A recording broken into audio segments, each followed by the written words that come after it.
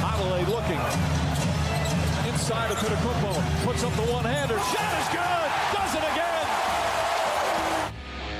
Welcome to SicEm365 Radio. 50 points. Only the 7th player in the history of the finals to have a 50-point game. SicEm365 Radio is presented by IdealMRI.com. High-quality MRIs for $497 or less. IdealMRI.com. Your health is important, so is your budget. Shot won't go. Tucker the rebound. And that'll do it. It's over. The Bucks have done it. The long wait has ended. After a half century, the Milwaukee Bucks are NBA champions once again. The 3 o'clock hour is sponsored by Waco Custom Marketplace. Meats, sweets, Texas treats, and a cut above the rest. 425 Lake Air Drive, Waco. Prescott trying to take advantage. Going deep. Cooper. Oh, one-hander. Are you kidding me? Now here's David Smoak, Paul Catalina, and Craig Smoak. All right, here we go. Just a couple of minutes before our first guest, who is out of Milwaukee, Wisconsin, where they have been partying in the last several hours for obvious reasons. Giannis and the Bucks dominate Phoenix to win 4 in a row to win the NBA title, and he scores 50, a 50 spot in the game that decides the best of 7. Bill Michaels, who's covered Green Bay and Milwaukee and Wisconsin for years, will join us here momentarily. Cowboys open training camp. Got a question later in the show about Baylor and the offensive style, what you want or what you think you're going to see. And then also we'll have Paul's Top 5, Greg Tepper on high school football coming off the coaches convention, and even a note or two about, you know what, about every 3 to 4 years, and there for like 2 or 3 years in a row, the at least reports about upcoming possibilities of realignment and maybe even involving the Big 12's 2 biggest schools as far as what is perceived to be the 2 biggest schools at Texas and Oklahoma and what they might be looking at. All right, is Giannis one of the most humble? I mean, he was having fun last night, and he was having fun on his Instagram account. He went to Chick-fil-A and ordered a 50-piece chicken. Is he one of the most quiet, unassuming superstars in sports right now? Has he been canceled yet for going to Chick-fil-A? Yeah. I mean, have they already not put up the picket lines to cancel Giannis for going to Chick-fil-A? Yeah, but no, I think he is. I think everybody likes Giannis. I think that he's more than likable. He's kind of a lovable dude because he's got this big, I think I told the story in the air before. I was at an A&M game a couple years ago, and they were honoring Chris Middleton because he was in Houston playing the Rockets, had an off night, and people couldn't have cared less that Chris Middleton was there because he brought Giannis with him, and Giannis was up there. He went in the student section and swayed back and forth and had a big old time, and that's the kind of guy he is. He just kind of embraces the moment, and so yeah, he's a very likable and lovable NBA superstar. Yeah, I mean, I think if you dislike Giannis, then, you just need to check the pulse of your soul a little bit, because I don't know of anything this guy has done to make you, unless you're a Phoenix Suns fan, and even then, I think after last night, you kind of just have to go, you know what, props. Credit to you, respect. I hate that you beat my team, but, you can't hate the player. Hate the game. That's what you have to do in this situation, because it's impossible to hate Giannis, and I think he had multiple incredible sound bites. I mean, just over the last couple of games, there was last night talking about not doing it with the super team and, doing it the hard way. And there was another quote he had the other day, and I wanted to pass it along, and I think I must have just forgotten to, but it was just it's a quote about how he stayed positive, and it was just incredible. It was brilliant to listen to. I mean, he's just wise beyond his years for a guy who didn't grow up in America and just accustomed to everything that we have, to make that transition on top of that and do so at such a young age, and to be not even scraping his 30s. I mean, he's still got 4 years until he turns 30. Just remarkable. It really is. Did you see the picture of the side-by-side of rookie Giannis compared to now? Where he, Well, they even posted a video of him at some camp, years and years ago, where he was probably 12, and he was just a little stick started figure. Playing basketball. Yeah, it was like right when he had started, basically. And I guess he had started people saw potential in him, but he was still a youngin'. And yeah, they were posting that video last night, and it was just funny to look back on. Bobby Portis, who played at Arkansas, was big for them last night. Hit a couple of critical threes, had 16. Middleton had 17. Giannis, by the way, to me, 50 points is insane. 14 rebounds, 7 of 19 at the free throw line in that Game 6 win to wrap up the Bucks' first world title since a guy named Lou Alcindor was there and Oscar Robertson was there with the Milwaukee Bucks back in 1971. It's interesting. They could have won it a couple of years ago. They could have won it 2 years from now, but they won it 50 years from the day they last won it. Not the day, but the year they last won it. So that's pretty cool that the 50 spot that Giannis puts up is also 50 years from the time the Bucks won their NBA title back in 1971. And Milwaukee's been partying. It's been unbelievable. I listened to some of the Bill Michaels show today, watched a little bit of that on YouTube. He's going to join us in 10 minutes. Okay, good. All right, gives us a little bit more time and a couple of other things. And, man, people were having so much fun, the parade route, all the things you do when you win an NBA title. So that's one thing that's a part of today's news as well. Now, Paul, you just brought this up, and I just saw where Colt posted this as well. Brent Zimmerman, who works for the Houston Chronicle, mentioning, at least in a report, 254-339-1122 on this, and then Bill Michaels will join us in about 10 minutes, which is perfect. Texas and Oklahoma. I remember the first year I arrived here in the summer of 2010, there was all that drama about Nebraska and Colorado leaving the conference, and then the next year, of course, Texas A&M. This is a report from Brent Zimmerman from the Zimmerman from the Houston Chronicle. Texas and Oklahoma have reached out to the Southeastern Conference about potentially joining the league. This is from a high-ranking college official with knowledge of the situation who told the Chronicle. And an announcement could come within the next couple of weeks concerning the potential addition of Oklahoma, Texas. The super conference gives them. I got to tell you, this is how I feel. Stop being drama queens. And if you want to leave, screw you. That's the way I feel. I know they're powerful. I know the Big 12 won't be as good power-wise without them. I understand they're the logos, and I get the tradition. Some have more tradition than they really actually think. And tradition sometimes what you did 20 years ago or 10 years ago or whenever it was. I'm sick of it. I am. And I know that it could hurt the Big 12, and it could hurt Baylor. Screw them. Let them go. Go be a middle of the tier or upper tier or lower tier. I don't care. I'm sick of it. And I understand why maybe they would leave. I'm not saying they're wrong, but I'm just tired of the story. Well, look, there are a lot of things that would have to happen to make this a reality. The first of which is the Southeastern Conference bending to Texas's will on the Longhorn Network, which is not going to happen because they have their own network, the SEC network. The Southeastern Conference dealing with a lot of Texas's stuff when it comes to we get everything beforehand. Now, I don't know where Oklahoma fits in all that. And also, Texas A&M, putting up, and Ross Bjork has already said, we want to be the only SEC team from the state of Texas. That there's a reason why Texas A&M left the Big 12 to be standalone and have our own identity. That's our feeling. So A&M's not going to just let them come in. No. So there'll be politics involved there. And guess what? A&M ought to make sure they flex every muscle they have, and they have plenty.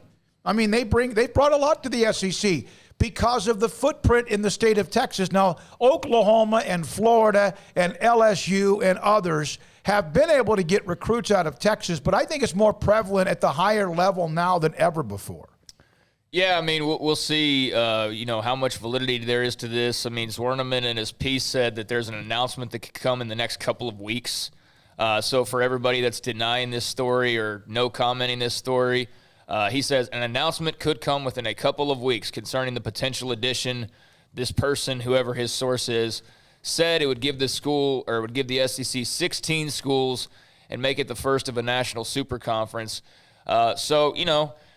I'm kind of with you at this point. It's like are we in a relationship or are we not? You are in the Big 12, but yet the entire time you're looking around, the entire time you're flirting with this other school or this other conference, the entire time you're not really all that invested in what you have in front of you, and it's constantly talking about the other things that are out there. So you know what? Maybe it's time for them to finally go and figure out what those things are. Because I know for one, if I was the Big 12, I know that you kind of are at the mercy of Oklahoma and Texas, but at this point, I don't know how those people in the league offices can't be absolutely tired of the constant rumors, the constant, now what's, going to rock the boat this time? And it's typically always involving Texas. And, I really don't know what their issue is with being in the Big 12. I hear Texas fans or read Texas fans that say, like, it's just not like a big enough league, or it doesn't have the star power, or I don't know really. One of the reasons. Well, I know, but like I'm saying is like that's like I hear these Texas fans that complain about the Big 12, and it's like, yeah, but you're basically in charge of you have more power than anybody. So if the league is weak in any way, that's kind of coming back on you. And I just never understood the philosophy of the fans who say, well, we should go to the SEC. And, we'll go there and we'll make more money and do all that. Because, like, for some reason, fans care about the money aspect. None of it's going in your pockets. I've never understood that.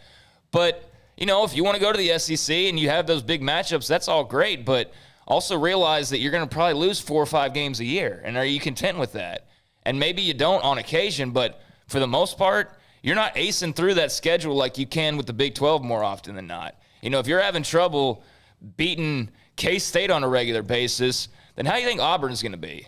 And how's Auburn going to be when that's like your 4th toughest game in your half of the division? You know what I'm saying? So I don't know what their issue is with the Big 12. I really don't. I don't know if it's just like we don't get looked at enough type of thing or what, but how Oklahoma and Texas, of all schools, could feel like they're in any way being hindered or held back or whatever, like, I don't get that. I don't get that at all, because you are the king and queen of the ball, and that will never change, and you're not going to be that, neither one of you, if you go somewhere else like the SEC. Yeah, you're going to be in a monstrous conference, and you have a chance to play, but you're also week in and week out going to play better people. Then again, at the same time, there are some weaklings at times in the SEC, and there's the cross-section of who you play and who you don't play. But if I'm A&M, whoever, you're on the phone right now. Cut the crap. Yeah. Cut this off. End it now. And I know that if you're a UT or Oklahoma fan, screw A&M. They don't have. Hey, they're in a pretty good position right now.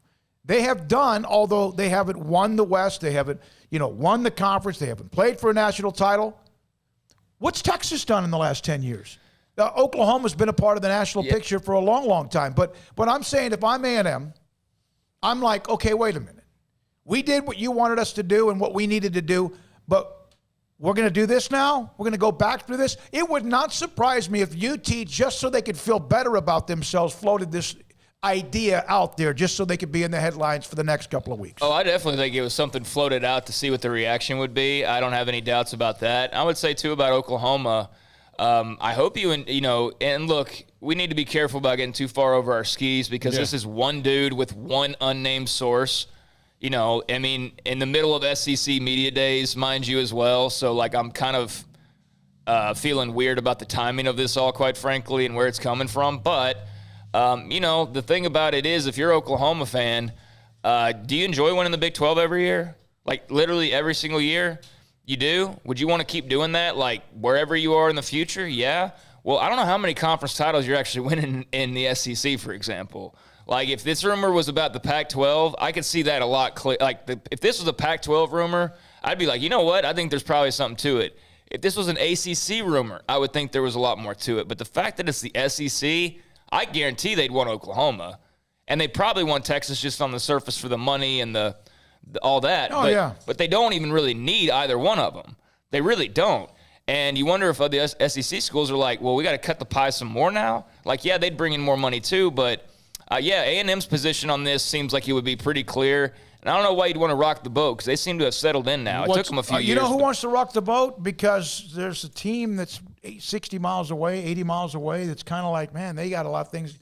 They talk a lot negative about A&M, but they're kind of jealous. Well, I think there's some of that, yeah. And let's look at what. Believe it, that you can deny that, but they are. But part of the thing is about ego and all that stuff. So if you go to the SEC and you're Texas or Oklahoma, then why, like, what's the benefit to you? How does your life change for the better? That's what I'm saying. It doesn't change for the better at all, because the SEC for a long time has operated on, yes, we have some big dogs, that's true, but this is an equal voice thing. It's an equal. Vanderbilt makes as much money as Alabama does. It always has. Always. And that's not the case in the Big 12, because that little extra cushion, that little extra icing on the cake with what Texas has. To me, it just doesn't make any sense just based on that, because, what are they getting? And then you're going to walk in and, they can make, welcome to the fold. All right, well, this is how we do things here. And the minute that Texas starts, about something, you know what Greg Sankey's going to do? You know, Texas, come here. Come here. Bah! Yeah, shut up. It may not have to be him. Yeah. Oklahoma AD Joe Castillo, this is something Kirk Bowles did put up, mentioned Big 12 grant of rights extends through 24-25, which means if there is anything legitimate here, remember, no matter how much the rainbow on the other side of whatever party you're going to live, that's no exceptions. And again, this is a report, unnamed sources, but now I see others who report on college football or either program. They're lapping this up because they love, my God, we can act like we're more important again. At least by just the story being out there, which is not a surprise to me that's why it could have been floated out there. And if it's serious, okay. Yeah, I mean, you know what? I'm sure there's some Texas fan on YouTube that would see this and go like, laughing, watch us leave and Baylor and all these other schools. You know what? Fine. I don't care, dude. Like, honest to God, I really don't care. Like, if that meant that I'm covering Baylor, against somebody else that's not Texas, fine. I mean, that's the hand I'm dealt, so be it. But I'm not going to be, constantly trying to, get in the in crowd and stick around like Texas seems to be with all this flirtation with the SEC and the constant, in Oklahoma as well, the constant we'll threaten to leave, or it's 3-4 times a year. So a story like this or similar to this pops up. But I definitely think Billy Liucci, who you obviously know would be very much against any move of Texas to the SEC. He says, and this is a very good point, and maybe Texas and OU don't care, but this is how they look to some people. Texas and OU lobbying behind the scenes tirelessly to join the SEC while simultaneously selling recruits that the Big 12 is in no way inferior is 100% on brand. And you know what? I don't always agree with what he has to say, because sometimes I think he can get a little too emotional with the whole Texas back and forth. But he's right. If you're Lincoln Riley and recruits are paying attention to the story, you're like, come play in the Big 12. It's the best coach. Aren't you trying to leave the Big 12? Yeah, it's kind of like what Nick Saban said. We'll try to play that. You're a good point. Nick Saban said this about being negatively recruited about, well, why would you go there? You're not going to play right away. And Nick Saban's response, we're going to play part of that a little bit later on. Nick Saban's response was to the recruit, so you're telling me they're admitting that we're better than them. And they're also, are they not saying that you're not good enough to play at Alabama? It's a great response. And again, it doesn't take unanimous vote for any kind of change in the SEC.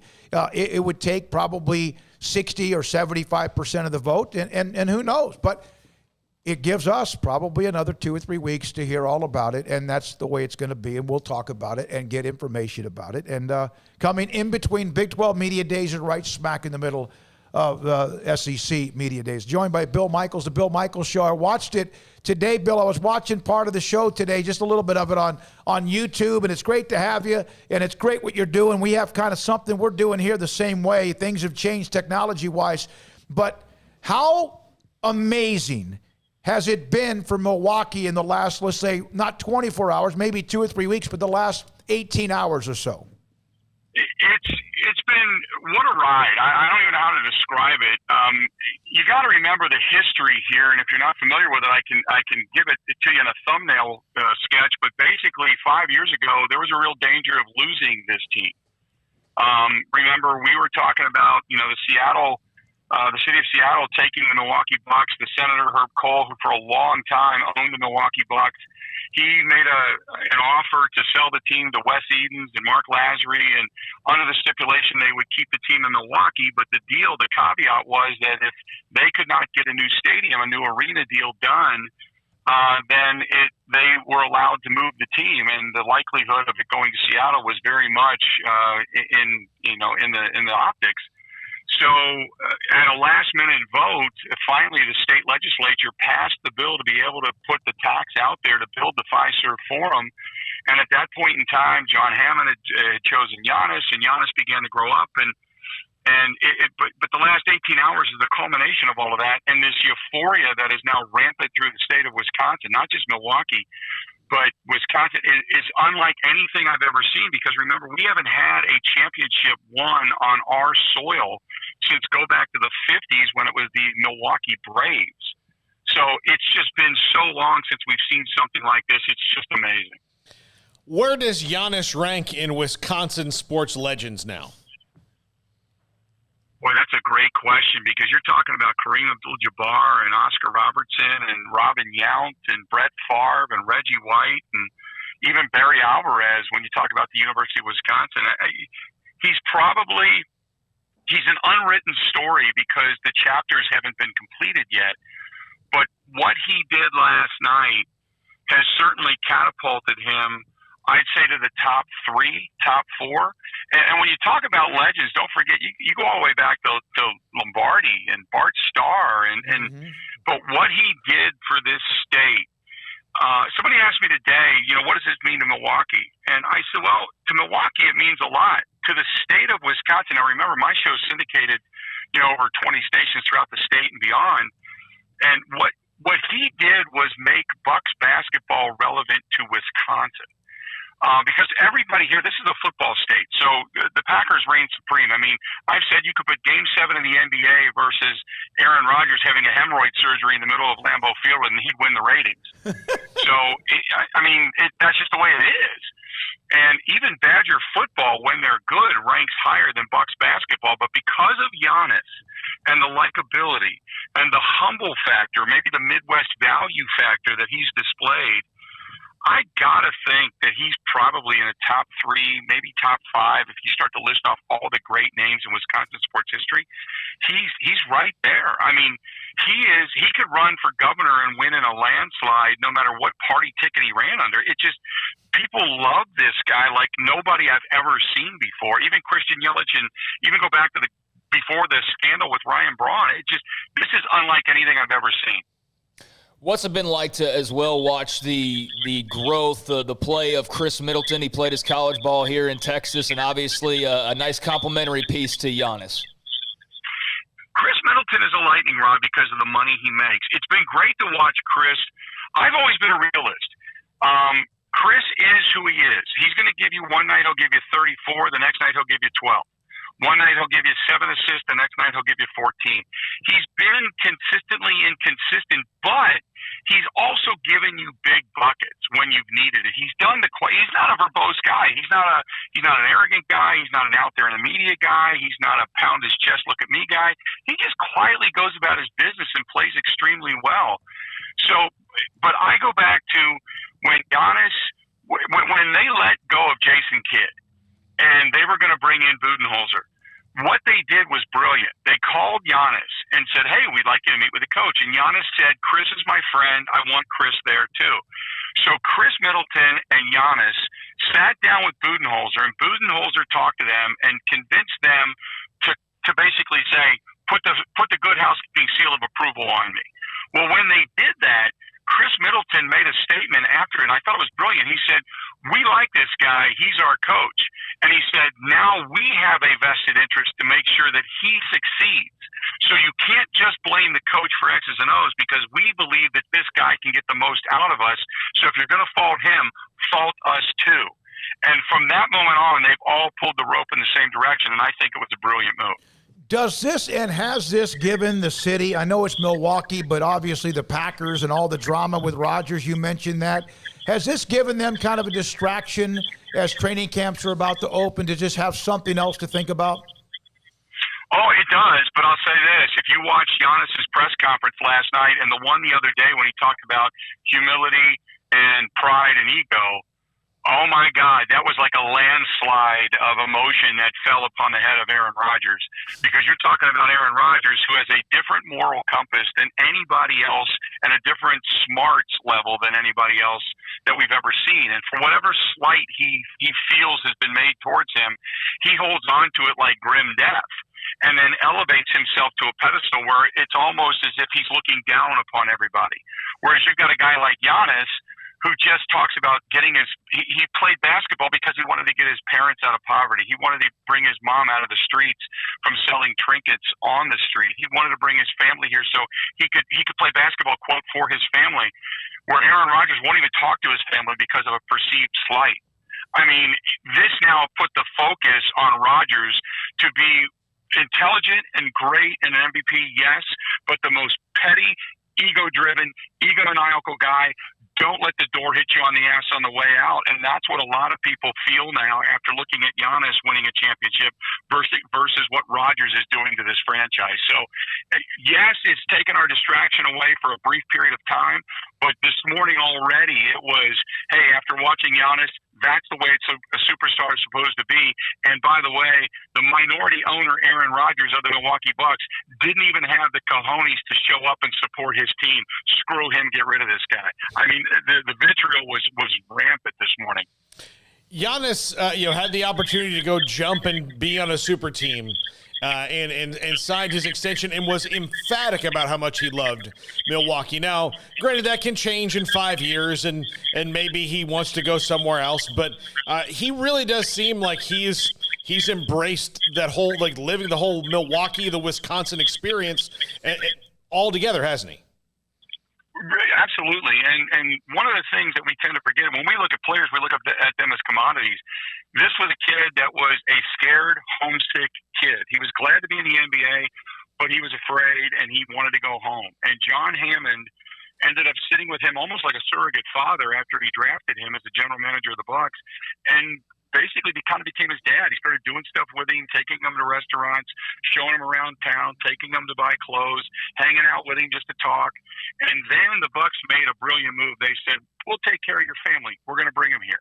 Once they knew that Giannis was in it, that they said, okay, we'll bring your family here. And that's why I knew Giannis was never leaving, because the Bucks went above and beyond. Other than just drafting him and making him a player and a commodity, they took care of him and his family as a person. And Giannis never forgot that. And so all he said was, guys, just make us competitive. I'll win you a championship, but just make sure that we're competitive, and I won't go back on my promise to you. And he hasn't, and that's why I knew he was going to sign the Supermax. So, yeah, he could have gone anywhere, but he was completely loyal to an organization that was loyal to him. Hey, Bill, I'm watching what you're doing. You're syndicated. Good for you. We saw you at the Super Bowl Radio Row many times. Good work with what's going on, and good luck going forward as well. We appreciate your time today.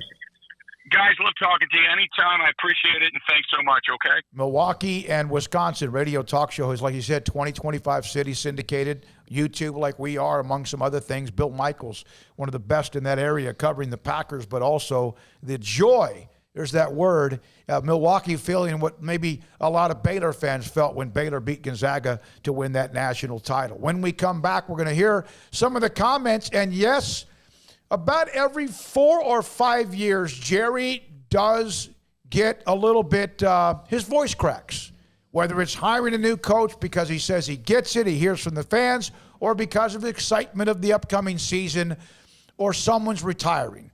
And we're going to have some of that on the Cowboys opening press conference at Oxnard, and also your text, too, on what we talked about at the start of the show with Texas and OU and all that out there. And now everyone's confirming and saying, yeah, we've heard this for a while, but no one reported it until today. SicEm365 Radio. Premium quality MRIs are convenient, they're affordable, and that's ideal. That's idealmri.com. Premium quality MRIs. Ideal MRI has state-of-the-art technology, has an amazing MRI machine. It's the one that you look like it's a spaceship. Inside of their building, inside the Central Texas marketplace. State-of-the-art technology. It's going to find out whatever pain that hurts and keeps you from functioning at times, whether it's a muscle, a ligament, or something else. Number 2, convenient.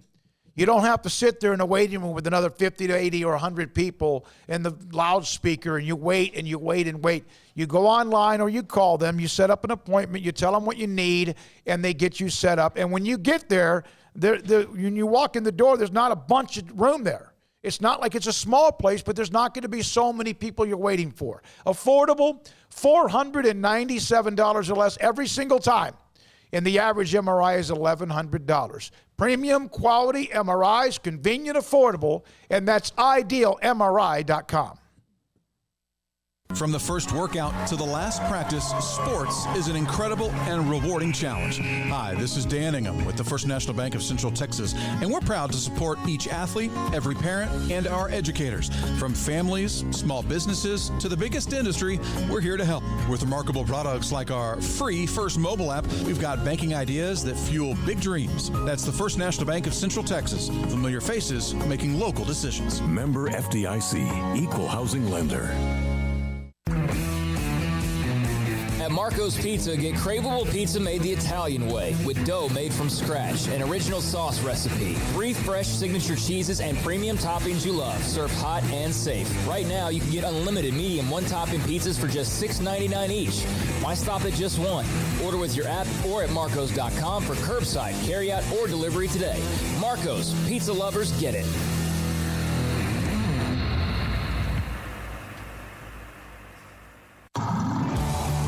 It's time to fire up the grill, heat up the oven, or get that deep fryer going to enjoy the top quality products at Waco Custom Marketplace. Order 30-pound sacks of live crawfish by 6 on Wednesday. Pick up on Friday afternoon after 2 or Saturday. Enjoy the weekend. 30-pound sacks of live crawfish available right now for $4.25 a pound. Find all the crawfish boil ingredients you need, including red beef potatoes, sausage, corn cobbettes, and Louisiana boil seasoning. Make your order for live crawfish by Wednesday at 6. Pick up on Friday after 2 or all day Saturday, and enjoy the weekend. Waco Custom Marketplace, your home for fresh baked kolache, cinnamon rolls every day. Butcher shop to cut your steaks the way you want. Fresh seafood, summer sausage, Bowden, house cured and smoked bacon, spices, seasoning, soup mixes, and more, and weekly gift boxes for any occasion. Waco Custom Marketplace, 425 Lake Air Drive in Waco, or WacoCustomMarketplace.com.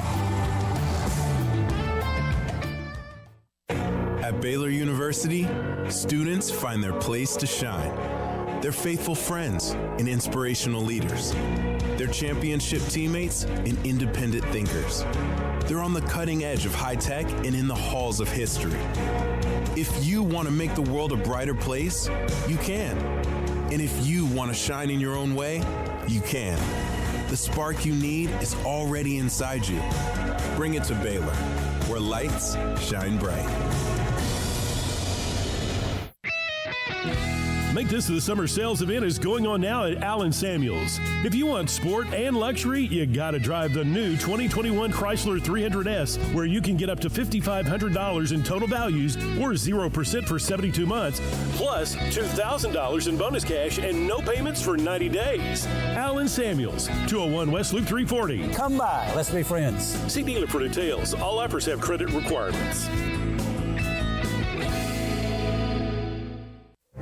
Stepping into the boots of a U.S. Army officer can add confidence and leadership skills to your son or daughter's career path. See all the things they can achieve in our boots at GoArmy.com. U.S. Army Waco Recruiting Company, 254-598-8131 or 254-776-1543. Welcome back to SicEm365 Radio. Have you subscribed to our YouTube channel? Do it today by searching SicEm365 on YouTube.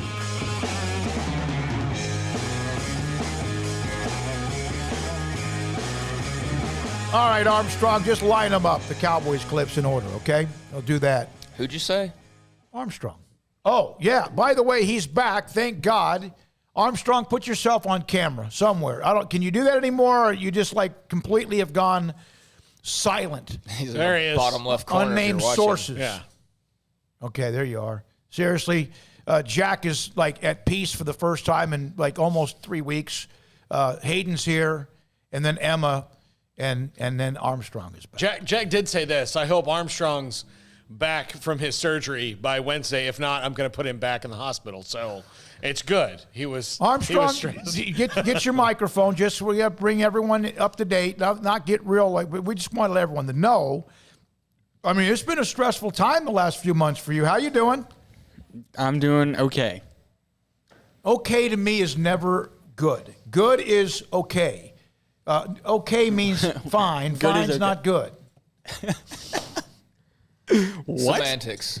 Are you relieved everything is on the other side of the horizon? Oh, my gosh. I'm so relieved. You want to let everyone know at least that, you just had a procedure. Yeah, I just had a heart valve put in. And it was experimental. What? So that was good. I didn't know that. You didn't know that?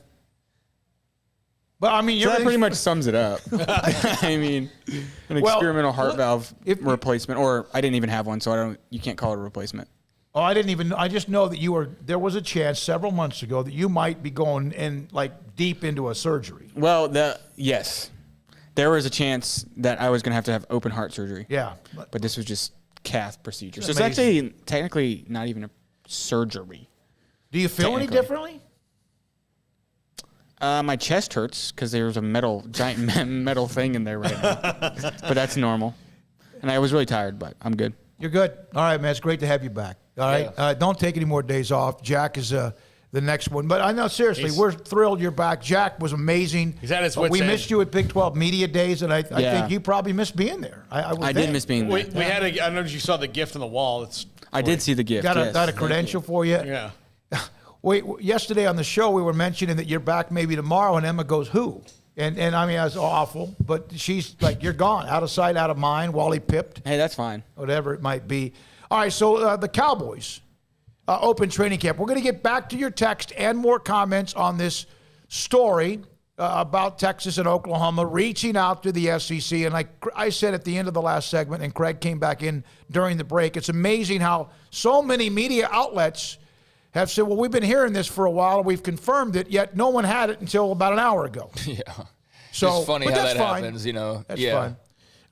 And hey, if it's serious, then we'll deal with it as it comes, and if it's not, then it's just... Well, it's not are they going to forfeit 4 years of TV? When you're Texas and you're Oklahoma, you pretty much can do whatever the hell you want. You can, man, and I'm going to tell you what right now, like, I know there's probably a lot of Baylor fans clutching pearls at the notion of this and what that would mean for Baylor and all that, but I'm not even sweating it whatsoever. Like, yeah, that would... let's say it's true, and then let's say not only is the rumor true, but then all of this actually takes place, which would seem a little bit complicated. You'd have to take some time to get through that. You know what? Then everybody regroups and moves on. You know what? Like I've learned over the last year with life and stuff, like I am not going to sit here and sweat and stress and lose sleep over what some schools who I have nothing to do with and have no control over are going to do. Like, I'm just going to ride that wave, man. So whatever wave's coming, we'll ride it. And what that looks like for the Big 12, I guess we'll find out soon enough. All right, we'll have more of that in the next segment. At 4 o'clock, Greg Tepper from Fox Sports Southwest, or Bally Sports, and, of course, Dave Campbell's Texas Football Magazine, kind of summarizing the week in San Antonio with Texas high school coaches. John Machota from Oxnard will join us as well. So, all right, Jerry Jones, Stephen Jones, and Mike McCarthy. Today, this is State of the Union, State of the Cowboys. I think this is the second year in a row that I haven't been there when we had it, because last year they didn't have it in Oxnard. It was in Frisco. So it's been a while that I haven't, been there. In fact, 3 years in a row, because 19, Paul, you were there early, and then I went out there a little bit later. So expectations, when you have a star on the side of your helmet, the answer's obvious. Like the same thing with the Yankees or the Lakers, Alabama football, or maybe name 2 or 3 others. Here's Jerry. Have to give us a arrow up regarding having Dak and also have better health in our offensive line, and so that I would hope that without the turnovers that went with them, that we could get back to the early part of the season last year when we were really ginning offensively. Need to eliminate some of those turnovers, but that we were having during that time as well. Defensively, I would think that it's going to be a different ball game, and we've got a lot of the kind of thing that you can make good defenses out of. We've got size, we've got speed, We've got people that know how to take that, and a lot of times the stuff that goes with it, which is inexperience, I think we've got a way to make it work big for this season. You put those two things together, and I think we've got a chance to be a real good team. All right, so that's Jerry on the expectations. He also made a comment about, they asked, what do you need? We need another Charles Haley to walk through the door. Yeah, and that was kind of one of a quick offhanded thing, but he said that's kind of what they need is a Charles Haley or a Dion that can come into the defense and make it scary. Take it up to the next level, which both of those guys made the difference in Cowboys winning Super Bowls because they were as good as anyone at those positions. And also with Charles Haley, he taught them how to win in many ways. Not that they weren't on the cusp of that, but he took them to the next level. Paul, which is the one where he got emotional? Both of these. The next, which one? Yeah, There's both 5. these next two. Okay. On getting back to the Super Bowl. We all know this, and I'm sure Jerry gets sick and tired of hearing it, but, I mean, it's his team, and they surely lapped it up when they won 3 out of 4 in 92, 93, 95. But it has been now over a quarter of a century since the Cowboys, America's team, the standard of Super Bowls and Lombardi trophies, has played in an NFC championship game, much less a Super Bowl. Well, we need to have a Charles Haley appear. You follow me? Because we got him and we started going to Super Bowls. Well, but you say, well, Charles didn't do it himself. Of course not. But he was a big, impactful player. And we took some risk, and he first to tell you, and he was an impactful player for us. Obviously, Deion Sanders helped get to some Super Bowls. I'm not talking about the very obvious, and that was the organic growth that Coach referred to of the players that we that brought with us when we first got here. I think we've got a combination right now, seriously, and I'm not making comparisons, and you can get in so much trouble doing that. But I think we've got a combination. I think Coach is right, of youth players, talent, as well as we've got some solid, talented veteran players. And when you look at our top 10, 11 paid guys, they're guys that can make major contributions to this team. We had a core base like that in those championship years that made that core base, yet we had some talented young guys come through. We're starting to look like that when you look at team makeup. Now, I'm not comparing Troy and Dak, or I'm not comparing Emmett and Zeke. I'm not doing that at all, or certainly not comparing Michael with anybody we've got at all. But as I started this meeting off with, Michael is a special thing. Do we dare think we could have one of those on this team that would have that kind of leadership role? We may have it. Only thing I'd add to that is might be your quarterback. All right, so that's Stephen was trying to get a little piece of it in there, and of course Jerry then wrapped it up with that. This was to me. This is where he got a little emotional on what he would do to get back. All the things like I think like give up an arm. I think one of the things that people say about Jerry there are many things that people say about Jerry that are totally fair. He is not a good general manager. He's average at that. But he's not been good as being the general manager of the Cowboys. That's true. There is this perception that all Jerry cares about is money, and I think that's completely unfair. Well, yeah, I understand, but remember earlier this week when Stephen Jones was asked about the 2 biggest accomplishments they had since they bought the Cowboys in '89, and one of them was AT&T Stadium, and another one was the Star. Mm. Yeah, I mean, and I don't. To me, you'd say there's 3. There's 92, 93, 95, but I understand. But they are brilliant at making money and making a bucket load of it.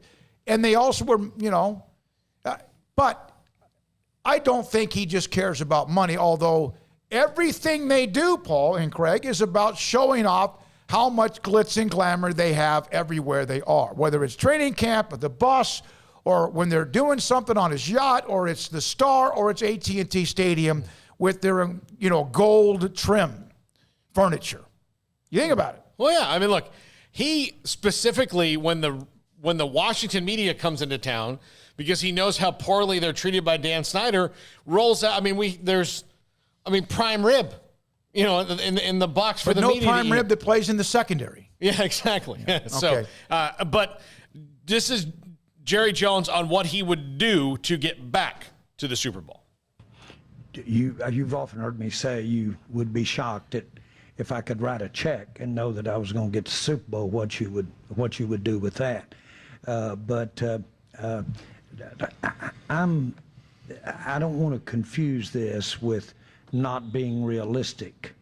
I've always had to be pragmatic at the end of the day, because if not, you'll end up on the outside looking in. You have to be real. But on the other hand, I've never thought that we couldn't be better, or never thought that we couldn't make it happen, even when we were not as on paper, or we weren't as technically as good or sound. But I've never thought that, and I've got too many examples of how shorthanded people have knocked them out of the park before, and a lot of them in a lot of different areas. And so I really don't know that I have any days or have any weeks, but what I don't think, there's a pony in here somewhere. And so I have a lot of the days when you've got to ask yourself is, what are you doing in the middle of this? So that served me well. That served me well. This isn't an I, me, but I've had a lot of people tell me you're naive, or say that he's naive. Well, it's a beautiful world. It's a better world to be naive than to be skeptical and be negative all the time. And so I do my best work, I think, when it's more positive. And so I need it to be promising, and I need us to have a way to go. That causes me to do stupid things, or it causes me to do excessive things that sometimes really work. And that's been the way I played the cards. Well, I've heard him emotional before. Why now? I mean, he's getting old, man. I'm telling you right now, you're trying to you break this down kind of like it's the Cowboys of the 90s talking. He's just old. Like, I'm listening to this, and he's just old. That's what he is. He is old and emotional, and he sees that, he's not going to – he doesn't have 20 more of these. No, I know. He doesn't have 20 more opening day press conferences. So, I'm listening and just being open-minded about it, and I just hear a guy who is old – and knows he's old and knows he doesn't have a lot of these left and is probably soaking it up, but also, at the same time pulling on him is that just competitive, I got to get another one. I got to get another one before it's all said and done. That's what I'm hearing, and maybe I'm not even trying to read into it. It just sounds like a guy who's struggling to speak because of his age and the emotions, and it's just a combination of those things. He's been here before. He's broken his voice, has cracked before, even 8 to 10, 12 years ago when he introduced a coach or two, and he said, I get you, I hear you, whatever. But all right, so then let's do one more, Paul. Then we got to take a break. This one's a short one. Jimmy Johnson is going into the Pro Football Hall of Fame. Mm-hmm. We know the story, how they broke up. Right? Yeah. And he was not as effusive in his praise as I think maybe people wanted him to be of Jimmy Johnson. But he did say this of what Barry Switzer, when he came in to interview for the job, said to him. Think of those times. We actually were together here 4.5 years. Now, I'd known him for 10 or 15 years before that, or 20 years before that, and thought the world of him, or he wouldn't have been the coach of the Cowboys. And so when I look back at the time that we got to enjoy and what happened to us during that time, I go back to what Barry Switzer said. Barry Switzer came in the office, and Jimmy had just left. And so Barry came down from Norman, Oklahoma to talk about getting the job. And he comes in and he said, "Where's Jimmy?" Now, Barry had coached us both. He said, "Where's Jimmy?" And I said, "Jimmy's gone."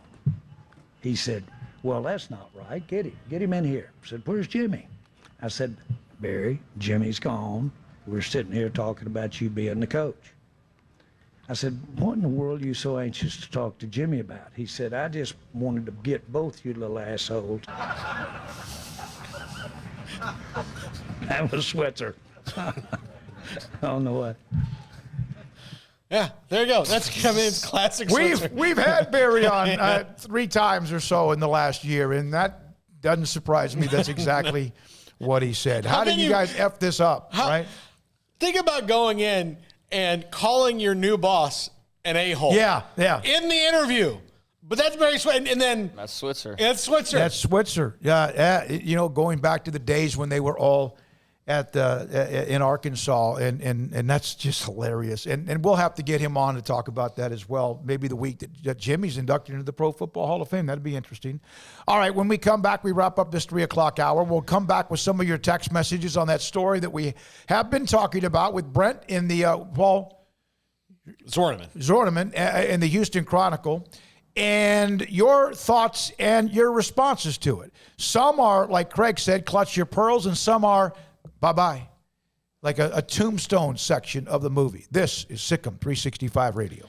Riverbend Liquor and Wine, Lakeshore Drive and North 19th Street. Look, if you are a craft beer enthusiast, and I know there are a lot of you out there, you need to check out Riverbend Liquor and Wine. What a great selection they have in their walk-in fridge. Always rotated out seasonally, mid-seasonally. I mean, Steve Chapman does a great job of rolling through those beers. Great selections on spirits. They still have some of the single barrel Balcones you can only get there at Riverbend Liquor and Wine. They also have just a great customer service and great selection, a drive-through window that's very speedy. And if you are in a rush, don't worry about it if you see a couple cars there, because believe me, they move people through. Riverbend Liquor and Wine, Lakeshore Drive and North 19th Street. Find out more on Facebook and Instagram. I hate my job, but I don't mind getting up in the morning. I dread each day, but I can't wait to get out of bed. You ask me why, and what I'll say to you is true. Well, you can get breakfast tacos at Rudy's Barbecue. Scrambled eggs and brisket, they ain't fooling around. Salsa drap, son, they're the best in town. Barbecue for breakfast, yes, it's true. Put a smile on your morning at Rudy's Barbecue. Next in line. One size fits all. That may be all right for an adjustable belt or cheap sunglasses, but when it comes to your financial needs, no one wants a one-size-fits-all strategy. Ben Erlinson, your Edward Jones financial advisor, knows that his most important goals are yours. That's why he takes the time to understand your needs, knowing you. That's how Edward Jones makes sense of investing. Ben Erlinson, 100 North 6th Street in Waco, 254-759-8533. Edward Jones, member SIPC. Payments for qualified buyer with 4,000 out at 2.9%. DTNL extra. See dealer for details. The road is waiting. Explore America and save during the summer savings event at Richard Carr. Savings like a 2015 Nissan Altima for $159 a month, a 2015 Infiniti QX60 for only $243 a month, or a 2015 Ford F-150 for only $393 a month. At Richard Carr, 100% credit approval is always the goal. Log on or get here now and save in the summer savings event at Richard Carr. At Richard Carr, we give you more. Let Camille Johnson Realtors guide you seamlessly through the process of buying your dream home or selling your current one. Commercial, farm and ranch, or residential, Camille Johnson Realtors can smoothly and successfully lead you through any transaction. With a team of 28 experienced agents who are excited about serving you, Camille Johnson Realtors services the entire greater Waco area. If you're in the market to buy or sell, contact Camille Johnson Realtors, 104 Midway Center in Woodway, or find them online at www.camillejohnson.com. Camille Johnson Realtors, elegant, charming, warm. Welcome home. Do you or your kids get nervous about going to the dentist? Stonewood Dental, Dr. Steve Childress, he can help. I've spent a career taking care of patients who as children had bad experiences, and now they're adults that hate going to the dentist. If I get a kid at 3 years old and they come every 6 months and it's a happy experience, it's normal for them. Now they have an accident at 6 or 7 or 8 at school. Now they have a broken tooth or a trauma, and they have to come here. They're used to lights, they're used to water in their mouth, they're used to experience, they already trust us. It's amazing what we can do with that kid without it being a negative thing. But if I see a 6 or 7 or 8 year old that's never been to the dentist, and now they have a trauma or an unfortunate unexpected toothache, it's harder to do that for that kid and it not be somewhat of a negative experience. So bottom line is I try to teach kids and adults and teenagers and everybody the way I'd want my family treated, which is where it's a necessary part of life. You just take care of it. It doesn't have to be that big a deal. Learn more, stonewood-dental.com. After my first car accident, I feared the biggest damage would be to my wallet. I expected a mountain of bills and a long, drawn-out process. But my Texas Farm Bureau insurance agent was there when I needed her and helped me get back on my feet and in my car in no time. Instead of a hassle, I got reassurance and a quick recovery. Stop by and see our agents at one of our 3 McLennan County locations. Coverage and discounts are subject to qualifications and policy terms and may vary by situation. This is SicEm365 Radio. Text us at 254-339-1122. The SicEm365 Radio text line is sponsored by Riverbend Liquor and Wine, with the most extensive variety of craft beer in Waco. A hidden gem on Lakeshore Drive and 19th Street. All right, here we go, 3:55, just a second or two here, and then we'll break for the top of the hour. We'll have Greg Tepper from Dave Campbell's Texas Football Magazine. He'll join us about the week that was in San Antonio. I hate to bring this up, but it is someone that I know, Paul, means a lot to you and dear to your heart. In fact, I've been lucky enough to interview him on a handful of occasions over my career. A great guy, old school, Bobby Bowden, diagnosed with what has been called a terminal medical condition. He had COVID last fall and struggled through it. 91 years old. He took Florida State from basically death when it comes to where they were as a program. Did they drop the program or they were about to? No, that was Miami. He was just – they brought him in. I think Florida State had some questions, though. Yeah, Miami was the one, though, that was looking at just scrapping it. Yeah, he came in and his – I wish people still felt this way, and very few do, when it comes to scheduling. He said the only way that FSU is going to get good is if we play anybody, anywhere, anytime. Yeah, so they started playing Michigan, Oklahoma, Nebraska, everyone. And at first, they got kicked they got kicked in the teeth a little bit. But eventually it made them better. And the other thing was because they were an independent at the time. I think people don't realize this. They were a major independent. They weren't in a conference. It made people want to go there because they're like, oh, I'm going to get to play some really good schools. And so they built up and he built them into the powerhouse. There were 2 powerhouses in the 90s. There was Florida State and Nebraska that were the true powerhouses. I mean, yeah, there are other Miami and Florida and some other ones, but Florida State and Nebraska owned the 90s. And when it comes to not only national championships, but 15 straight top 4 finishes, what he did, the amount of people he put in the NFL, the way he defined a program at a school that's not really. They won 2 national titles, could have won 6 or 7. In 1981, they played Nebraska on the road, at Ohio State, at Notre Dame, at what was then 3rd-ranked Pittsburgh. Ohio State was 7th, Nebraska 17th, at LSU, at Florida. Of course, that's the rivalry game. Played Miami, Florida before they were good, but on the cusp of it. I mean, they didn't back down. I loved it. I love what they did. And then next thing you know, they started winning a couple of those games. And then next thing you know, they were among the elite. And look, I know that he's not perfect. I know that there were, they had problems and they had off the field issues and they had lots of different things that went on. But he's a man who handled himself with every step of the way with nothing but class and nothing but respect. And he's a man very much driven by faith and made sure that all those kids were in church every Sunday. And he did everything he could to be a positive influence on not only his team but the community and the college football community in the world in Tallahassee. And I got an opportunity to interview him 3 times, and each time was better than the last. And it's very sad. I know he's old, and I knew this was coming, but it just, as someone who he is a huge part of my life from a fan's standpoint, and not just because I was a fan of something, but my college experience. I love Bobby Bowden, and I hope it's as peaceful as it can be. Well, that's what he said. I've always tried to serve God's purpose for my life, and off the field, on the field. I am prepared for what is to come. My wife, greatest blessing. I am at peace, and that's from Bobby Bowden.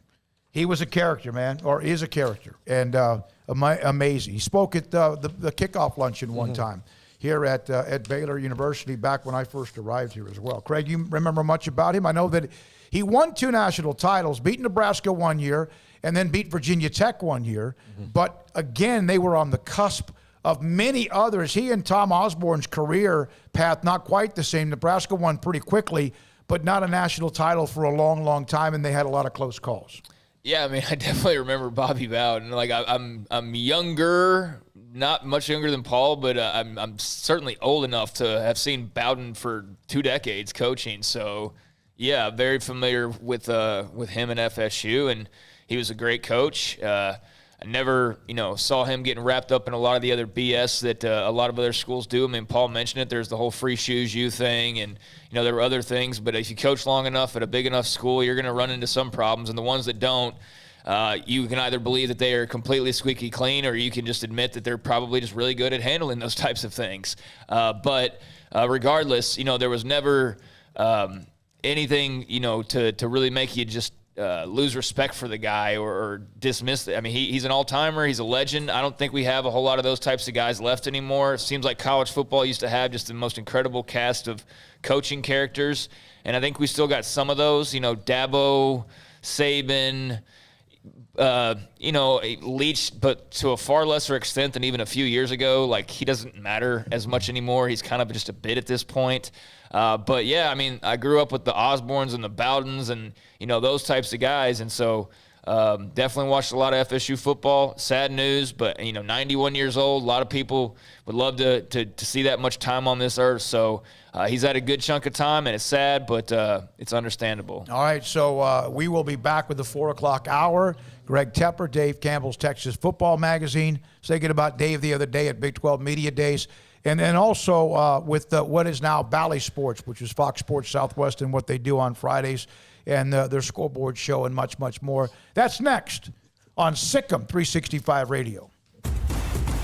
Hey, this is Bryce Petty, former starting quarterback and two-time Big 12 champion, and I know firsthand the importance of being in top shape both on and off the field. So listen up, men. If you're feeling beat down day in and day out and looking for that high-performance edge that separates the men from the boys, then look no further than the Petty Clinic Low T in Waco. Petty Clinic is a comprehensive men's healthcare clinic with an atmosphere catering to men. Board-certified Dr. Kent Petty has a special interest in offering the highest quality medical care to men of all ages. Some of the services offered include screening and treatment for low testosterone or thyroid, infertility, high blood pressure, diabetes, high cholesterol, sleep apnea, while offering comprehensive wellness exams and complete men's health lab panels. High performance men, remember, it's not just a Petty thing. This is Bryce Petty, encouraging you to reach out and Google search Petty Clinic Low T or go to pettycliniclowt.com and get your complimentary lab screening today. In the market for a quality metal building? Since 1943, Pioneer Steel and Pipe has helped Central Texas residential and commercial customers with metal building design, panel options, building components, and trim options. Pioneer Steel and Pipe's residential line is energy efficient, offers low maintenance, reduces insurance payments, is impact resistant, and carries up to a 45-year limited warranty. In addition, they can also help you find a metal building contractor for your project. Pioneer Steel and Pipe with locations in Waco and Bryan and at pioneersboys.com.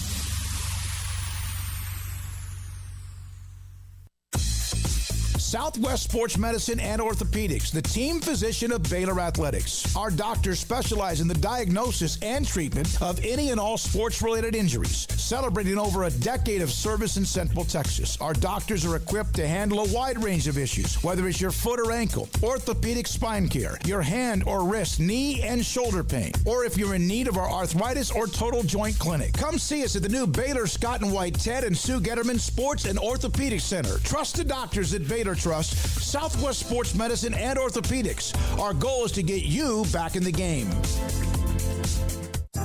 Riverbend Liquor and Wine has their easy-to-access drive-thru open and convenient and clean in-store location on the corner of Lakeshore Drive and North 19th Street in Waco. Riverbend Liquor has the best and most extensive variety of craft beer selections in Waco, and Balcones whiskey, including single malt, pot still, baby blue, rye, brimstone, and the all-new lineage in stock. Riverbend Liquor and Wine, family-owned and operated, and a hidden gem in Waco on Lakeshore Drive at 19th Street. And find out more on Facebook and Instagram. At Ideal MRI, we feel blessed to be a part of the Waco community. We're a small family business right here in Central Texas, and our goal is to bring down the cost of health care while maintaining high quality. At times like this, the cost of health care has never been more important, and unfortunately, significant illnesses and injuries still occur. That's why Ideal MRI is open and here to serve you through the difficult time. We offer premium MRIs just like a hospital with state-of-the-art technology and specialists, but you'll pay less.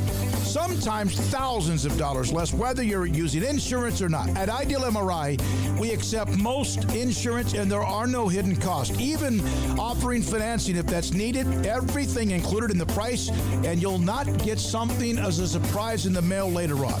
If you need an MRI, ask your doctor about Ideal MRI. They'll know. You can schedule an appointment safely from home online in minutes at idealmri.com or give us a call, 833-IDEAL-MRI, idealmri.com. Welcome back to SicEm365 Radio. Wagler, goodness, all night long. The 4 o'clock hour is sponsored by Boozer's Jewelers, the wedding ring store, specializing in custom jewelry and repair, all in-house.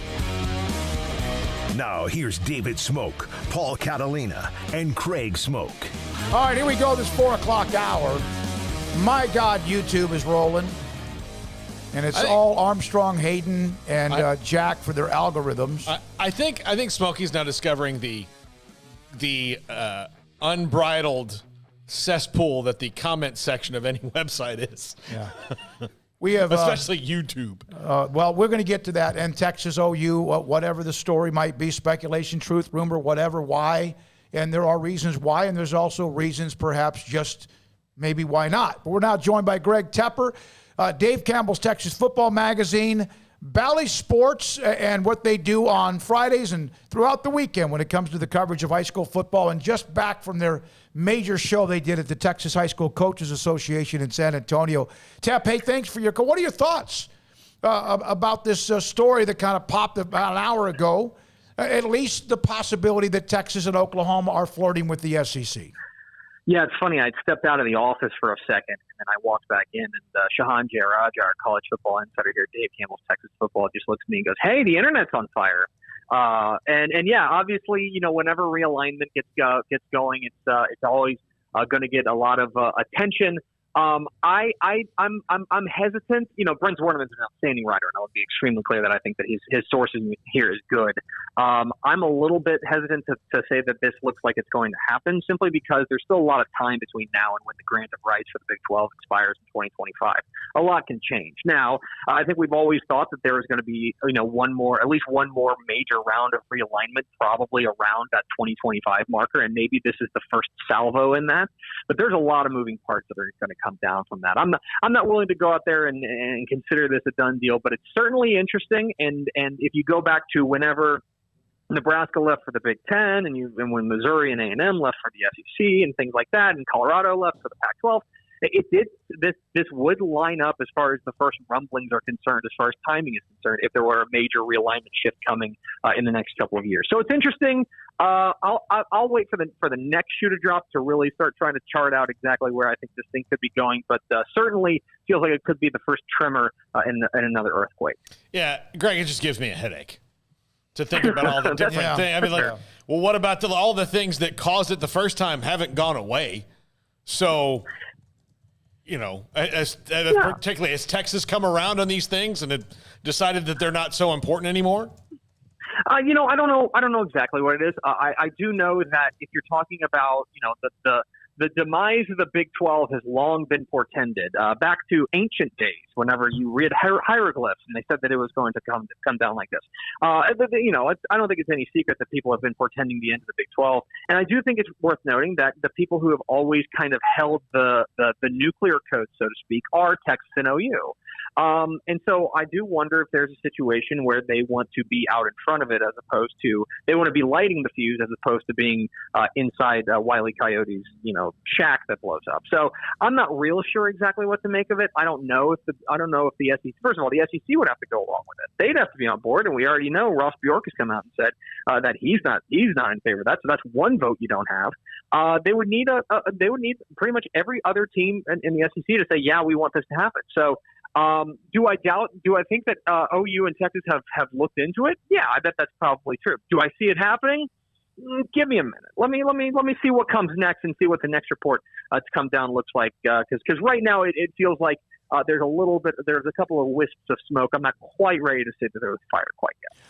All right. So in your opinion, one, there were 14,000 plus coaches at Coaches School in San Antonio, which is amazing and fantastic.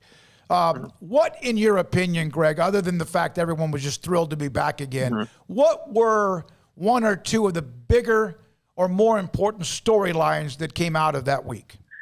Yeah, there's a few different big things that I think you're going to take away from the 2021 THSCA Coaching School and Convention.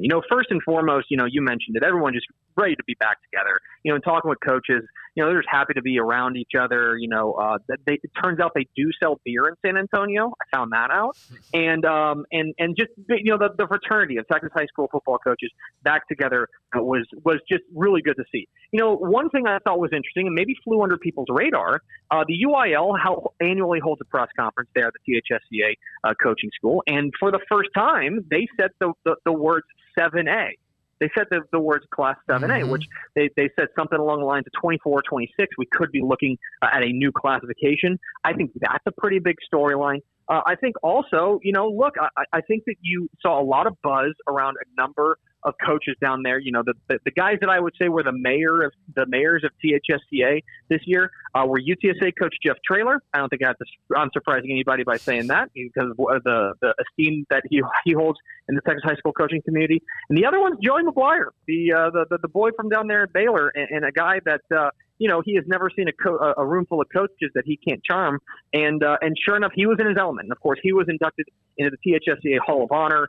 A long overdue honor for a guy who has accomplished so much in the Texas high school football world. And you saw that. You saw coaches, every coach wanted to make an appearance. Every coach wanted to be seen there at THSCA. We got to have great interviews with Jake Spavital and Colby Carthel at SFA and Dana Dimmel at UTEP. Everyone showed up because they understand the importance of making sure that you are visible and available to Texas high school coaches because they are in many ways the key to the gate of all that talent here in the state of Texas. All right, so let's go back to 7A, Greg. There are schools that are getting bigger and bigger, as we know, around the suburban cities, especially Dallas, Fort Worth, Houston, and even Austin and San Antonio. 7A, how would that – because I think now they're kind of at an equity with the divisions being split up before the season starts in most classifications. I still think 6A has their problems. What number are we talking about if we were to talk 7A? Yeah, I think that's an interesting question and probably remains to be seen. But I think that you would look at maybe schools with an enrollment over, let's say, 3,000.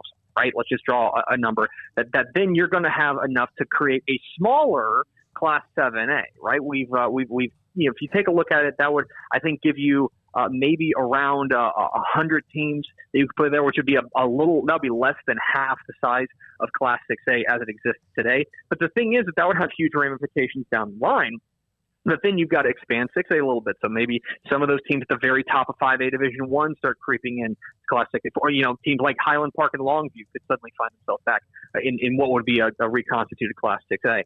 So it's a long time, a few things to work out exactly how many teams and where that cutoff would be. And also, there's also the question of there still is.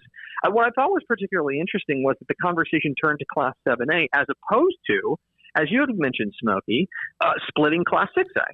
That's what everyone else has. There's 5A Division I, 5A Division II pre-split. Why couldn't you do something like that? And so I think that UIL tends to listen to coaches and what coaches want. It sounds like coaches like the way that 6A operates as of now, but you do have the Allens of the world, and they could have 6,665 kids in their school and then play a team with 2,000 kids in the first round of playoffs. I think that they want to try to eliminate those huge types of enrollment disparities.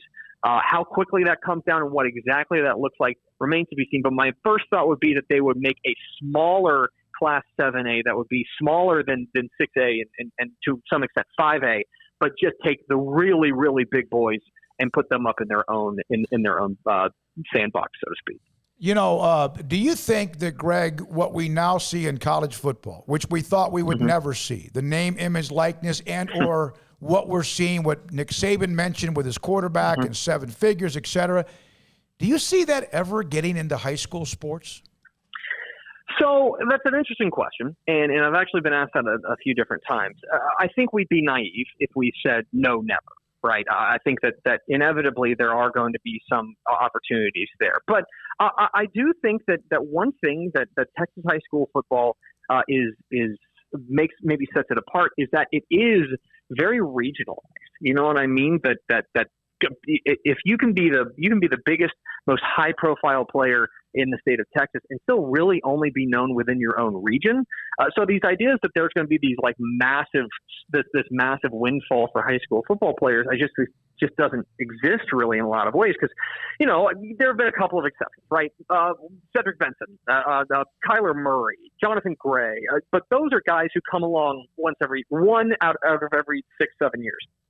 As far as having those kind of the name, image, and likeness thing trickling into high school, I'm just not sure there's a huge market for it. Furthermore, there is, from what I understand, when the state of Texas wrote their own NIL legislation, I believe that they put specific restrictions against high school athletes for now. Now that's for now, and things can change, and the winds in Austin blow a lot of different ways at different times. But for now, I don't necessarily see that happening. And furthermore, I think there's just a bigger hurdle for high school players because there's just not that kind of national brand. Now you guys know that we do see guys who are on, the local guy or local quarterback is on the calendar or the schedule that the Booster Club puts out that's sponsored by so and so pizza, right? Local pizza. That, those types of small potatoes, I still think they're probably going to end up going through booster type things. Could we see it eventually trickling down to the individual athlete? Maybe in certain situations. I don't see that coming as far as a widespread thing, at least not anytime soon. I wonder if Craig, you may have brought up Garrett Gilbert back in the 08, 09, whenever it was, when he was racking up state championships eventually to Baker Mayfield and others. But it's interesting because anytime we think it won't happen, things are changing daily, right? Every single day. Oh, absolutely. You got anything else?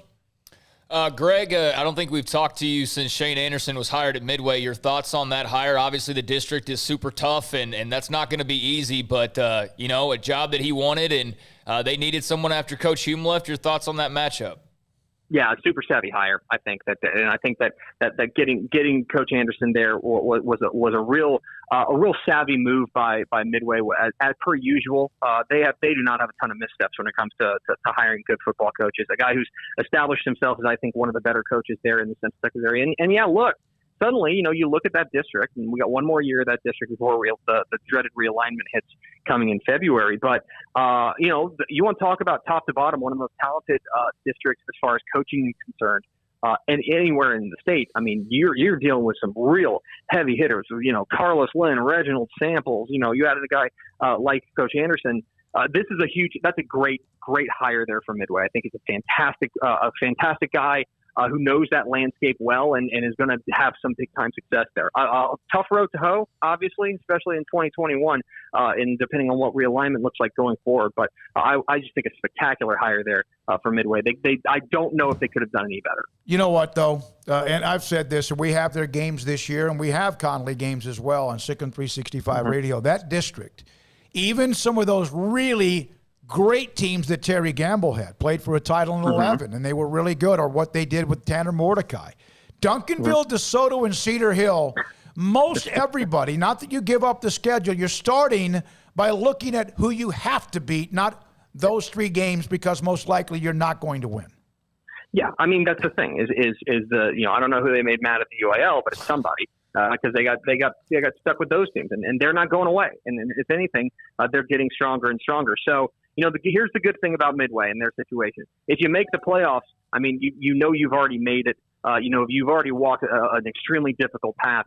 How much harder can it necessarily get? So, steel sharpens steel, and I think that they're going to have a challenge. But if they can get through that kind of gauntlet there in that district, then they're going to be well suited for a deep playoff run. Hey, Greg, last thing I wanted to ask you is Matt Rhule apparently came back in town for Joey McGuire, and I know that one of the first things when he took the Baylor job was, talking about straight line recruiting, making those inroads. Was it pretty clear that he developed some pretty strong bonds, even though he's now in Carolina with his return?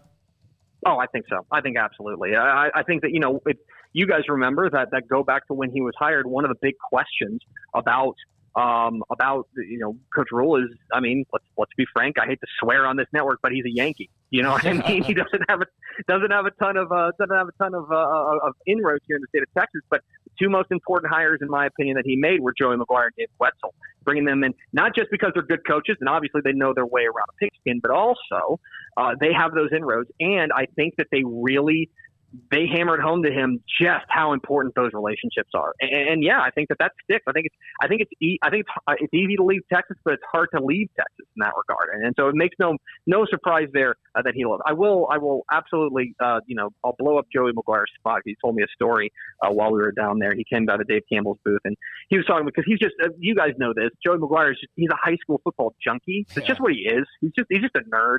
And so he was telling me that when he was working for Coach Rhule had a rule that there were no phones in meetings. Like, you couldn't do that.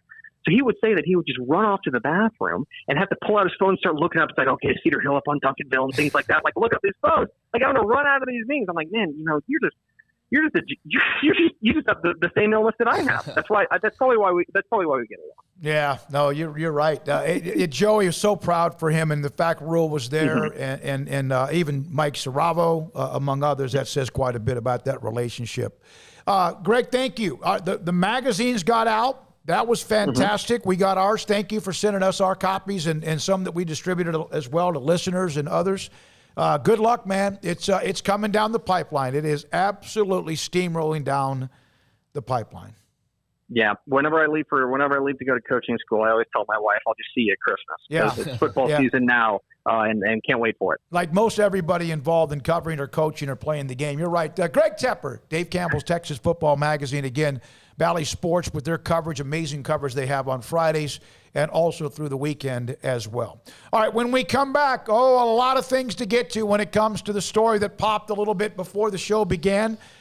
With the Houston Chronicle report that Oklahoma and Texas, according to unnamed sources, have reached out to the SEC. Some of you, a lot of you, have a lot to say about it. 254-339-1122. We'll open up the phone lines as well, and also the text line. And, yes, YouTube. And, Twitter. SicEm365 Radio.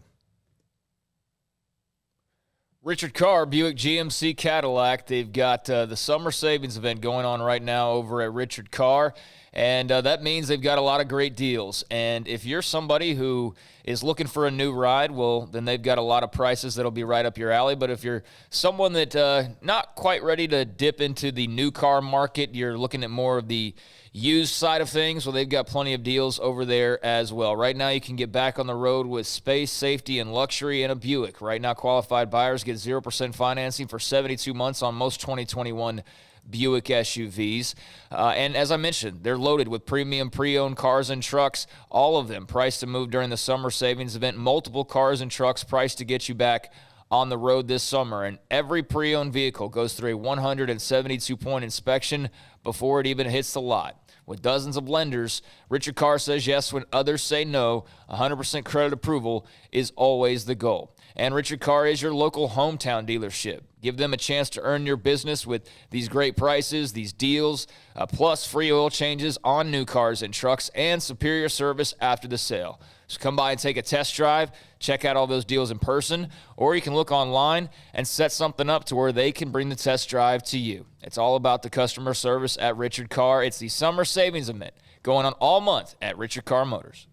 Boozers is the wedding ring store and more. If you're ready to get engaged or already married and want to upgrade your wife's ring for a special anniversary, Boozers is the place to go. With the largest selection of premier quality diamond engagement rings and wedding rings in Central Texas. They have 7 cases with over 300 styles of rings from top designers like Natalie Kay. Choose from yellow, white, or rose gold, plus beautiful top quality loose diamonds. With an in-house jewelry, they can also custom make anything you want. Bring in a picture or drawing and let Boozers create your one-of-a-kind pendant or ring. They can even use some of your old gold and diamond jewelry to create something new.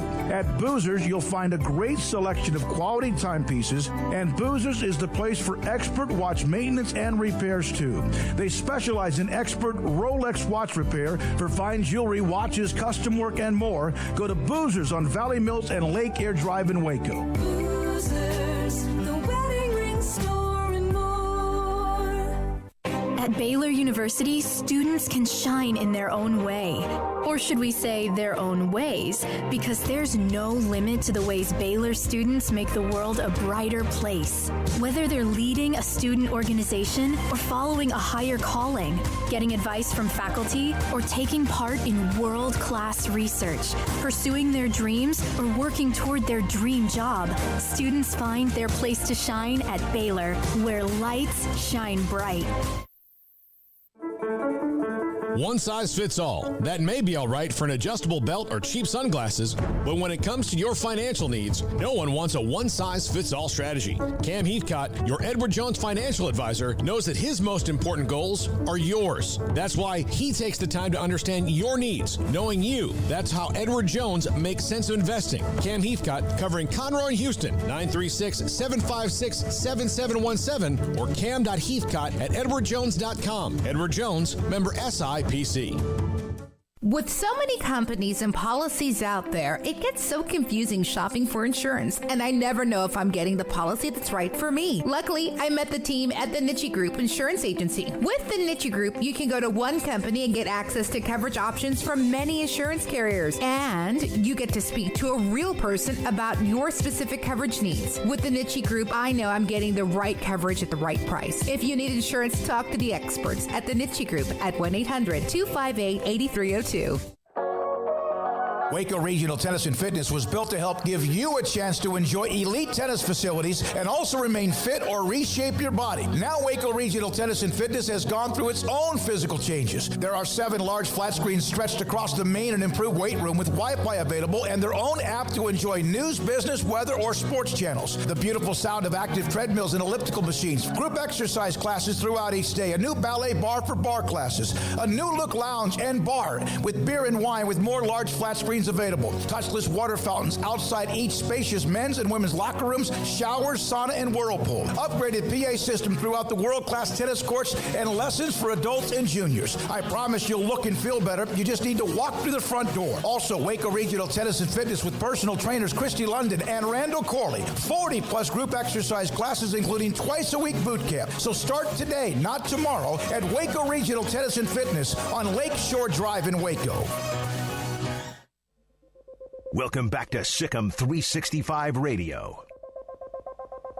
The SicEm365 Radio app is sponsored by Allen Samuels Dodge Chrysler Jeep Ram Fiat in Waco. Your friend in the car business at Loop 340 and east of 84. Come by. Let's be friends. All right, here we go, this 4 o'clock hour. John Machota will join us from Cowboys training camp in Oxnard. Jerry, Stephen, and also Mike McCarthy had their State of the Union Cowboys press conference. We've checked in with the city of Milwaukee. You think they feel any pain in Milwaukee? Well, maybe they do now because the game ended late last night. Giannis had 50, and what a run for them. Also today, the story about the possibility that Texas and Oklahoma, according to a report in the Houston Chronicle, have reached out. That's the story, or at least that is where it is, to the SEC. Does that surprise us? Does it surprise either one? No, not at all. Those are two who could do that. They can. Why? Okay, give me 2 reasons, obvious, why. Why they would want to? Why would they want to go to the SEC besides the obvious? And money is not the answer. They have all the money they want, but yes, they would make even more. But what would be a couple other reasons? Prestige by being affiliated with a conference that has more of it than the Big 12 does, but you're taking off the biggest reason why, which is the money. Like that's the driving factor in this more than anything else. Clearly, is the money. You're not going to be in a better position of power in another conference. You might be on the same level, but you'll be joined by more than just Oklahoma. You'll be joined by at least 3 to 4 other teams. So I don't know how that really advances your position in any way because you're about as strong as you're going to get sway-wise in the Big 12.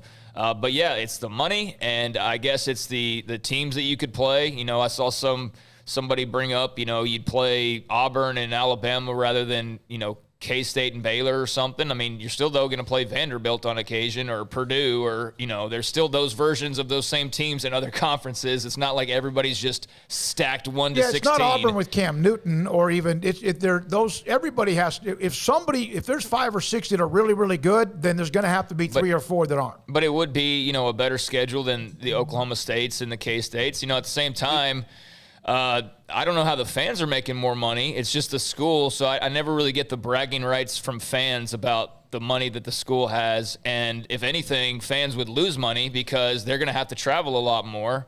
But, for the school itself, I mean, the attention, the TV rights, the money's the driving factor, just a shakeup. I mean, I see the reasons why. And, we'll see what happens. Recruiting? Is it, though? I mean, when it all comes up, they're both annually among. They're always top 10. The both top of them. 10. Even with UT the last decade having their ups and downs and struggles, they're still usually among the top 10. Yeah, I don't see it at all. And all right, we're going to take some calls. Text message here from the 208. If Oklahoma, Texas leave, what happens to the Big 12? Again, who knows? It might fall apart. I don't know. Yeah, go ahead, Craig. I think it would be a situation where the remaining teams fold into other conferences, whatever those conferences would be, 2 here, 3 there, what have you. Or I think that they would go take apart the non-power 5s, and they would go grab a bunch of those teams. Now, what would be interesting in that scenario, though, is, instead of automatically going, just lap in the AAC, but if you're Baylor, if you're Texas Tech, whoever could potentially be left out by this, TCU as well. They might have options with other conferences, but let's say the Big 12 just hits reset, basically. I don't think you want SMU in the Big 12. I don't think you want Houston in the Big 12 because then you're just further diluting that pool. Now you're bringing those teams up to your level, and then a couple teams who you already were having trouble recruiting against are now on a higher level. I don't know that would be really good, but it may be, it just depends on what the options are. All right, let's go. I got a lot of text messages as well. We'll get to those as well. Yeah, Matt in Atlanta, you're on SicEm365 Radio. Thanks for your call. What's going on, guys? You're doing well. Thanks for your call. Hey, man, I just want to let you know this comes from an Alabama fan over here. I think it'd be awesome for the SEC, for Texas and Oklahoma to come on in because for Baylor fans like you guys, it's helping y'all out because if y'all go undefeated, y'all are pretty much guaranteed a playoff spot, especially if they expand the playoffs to 12 teams. If, in fact, the conference you're in is still a part of that mix, which it's supposed to be based, we have not yet had the expansion, so that could change everything on exactly who's involved, whether Power 5, Autonomy 5, or whatever else. First of all, thanks for your call. As an Alabama fan, we appreciate that. You guys are really, really good. Roll Tide. Yeah. No, I would say. Roll Tide. Yeah. No, I agree with you, but it would come down to a question of, are they still looked and viewed at as a major conference, or would they be viewed at as an AAC or, someone along those lines? Because removing Texas and Oklahoma, that takes away, pretty much all your juice. I mean, it does. So I don't know how you would make up for that, and that's what I'm saying. I think you either see just a complete splitting apart, like 3 schools go to the ACC or whatever happens, 2 go to the Pac-12, or they bring in, the Houstons, the SMUs, the UCFs, whatever. But, yeah, I mean, I think it would just – it's hard to say without knowing what the actual landscape would look like, what the playoff even looks like at that point. You know what I mean? If there's these types of massive changes, then maybe 8's just the beginning, and then it, goes from there or – stays as is. I don't know. There's a lot of questions. Well, the thing about this is we were talking about this with the 12-team playoff. One of the things that the 12-team playoff was supposed to eliminate was this. And we even discussed this a little bit. Bob Bowlesby said it to us. Yeah, he said, I think you would think it slows it down or even almost mutes it. And here we are less than a week later. So it makes me I have several theories with this. Something tells me that in the expanded world of college athletics as we're seeing now, Texas and Oklahoma are trying to use their juice to get something from the Big 12 that they don't have right now. And what would that be? That I don't know. I mean, that's the thing, though. There's nothing they can give. They don't have any more money to give. They don't have any. Do you think they want more of a percentage? Because that's not going to fly. I don't care if Kansas State and Baylor or Iowa State don't have that kind of clout. You're not going to do that. So you're not going to. I don't know. I have no idea. But it's at least a good scenario. But like that's what I'm thinking, because again, how does it benefit Texas to have been dyed in the wool? We're not doing this for so long because we have our own network and we're Texas and we do this, and then to go to the SEC where you will not be able to bully anybody like you bullied Nebraska out of the league. It won't happen. In the SEC, it's not the corporate structure of that league was not set up the same way. You know, you can't copy Southwest Airlines because Herb Kelleher from the beginning set the way it was. And the SEC's been like this for a long time. The reason the Big 12 is always in flux is it was set up in flux. And it was set up for a lot of reasons. Some of it was also panic. I mean, the Big 8 needed bigger footprint, the Southwest Conference was in a mess. And it has the Big 12 has always been like in the earthquake, like the San Andreas Fault in a lot of ways. Yeah, the thing about it is, and the reason why I'm not reacting real huge over this is because, for one, it's rumors right now, although I absolutely believe there is some stuff, there's some substance to this. There's no doubt. I think this is, something that's taking place, and I'm sure a lot of people are on their heels right now, but it's been 2 hours, and it's not like you have to get everybody together to have a real, they could have said something if it was nothing. Well, there's been a lot of people that are giving no comments and non-denials. Even Sankey's not outright saying this isn't true. He's just saying, I'm not commenting on speculation. He said that now 2 or 3 times, and that's what pretty much everyone is saying is, I'm not saying it's, no one's saying it's not true. Not a single person I've seen who has any meat to their words that would matter in this conversation is saying, oh, no, that's not true. They're all saying, oh, I'm not commenting on that, or we don't comment on speculation. So there's absolutely something to this. But, while I don't, because the money's not going in my pocket, see why fans go ape over, all the money that could be made elsewhere, that is a factor. And if you look at it in your Texas and Oklahoma, I can see how you could look around and go, we don't want to play with these kids in the sandbox anymore. We're kind of tired of this, and we want to go somewhere else and do something new. And look, with all the streaming rights and Amazon and all these different possibilities technology-wise, you add Texas and Oklahoma to a league that's already got all the other big same level type of names and brands. And, yeah, it's like a mini NFL. Now, is that attractive to people? For some, obviously, it would be. I don't know how much fun that'll be for some in the long run, but I can see the initial appeal to it. But, how does that look 10 years from now? Are those brands still the same caliber of brands? Because I see a lot of Oklahoma and Texas fans, and, it's fans, but a lot of them just assuming that, I've already seen several Oklahoma fans, and look, they're Oklahoma fans, so that's how they feel, but already we could go 10-2 in the SEC, and it's just, that's great to have that confidence, but I'm not buying that. I'm not buying that you're just going to keep doing what you've been doing over in another league. So, it's all very interesting, but I totally get it from their perspective, even if it's, not something that's going to, land in their fans' pockets as far as the money goes. But the streaming, the big-time matchups, the traveling, the new locations, I can see why a little change-up would be of interest. It gave Texas A&M a kick in the pants, although they have still not reached the level of winning the division title or playing for the SEC, but it's obviously entrenched them, and they feel pretty good. This also could be, is there a possibility? Man, they kind of left, and they really don't need us. And so let's kind of just upset things for a few days. Yeah, what do you mean? But, A&M is highly ranked this year, and we know what happens with them when they have high expectations. The history's not good with that. So they are entrenched in the SEC. And do you just feel like there's wait a minute, we can't, they did leave. We want to get into that as well. We want to go into that as well. We want to be a part of that as well because they're having too much fun and too much power where they are, even if they haven't really won much. Does that make sense? Yeah, I mean, I kind of see. And by the way, Oklahoma's going to win no matter if they're in the Big Ten, the SEC, the ACC. Texas has to prove they can, and most likely in the end they probably will. Yeah, but Oklahoma's not winning 8 straight conference titles. No, they may not even win a division title. Exactly, on occasion. Yeah. And that's what I'm saying is like somebody's going to come down to reality. Like you're going to sacrifice the more money that again is not going into your actual pocket, and some maybe rivalries or whatever, but. Yeah, maybe it's worth it to lose 3 games a year, whereas you were just losing 1 or 2 because now you get to travel to Auburn instead of going to, Manhattan or something. I don't know. I mean, whatever the appeal is, to each their own.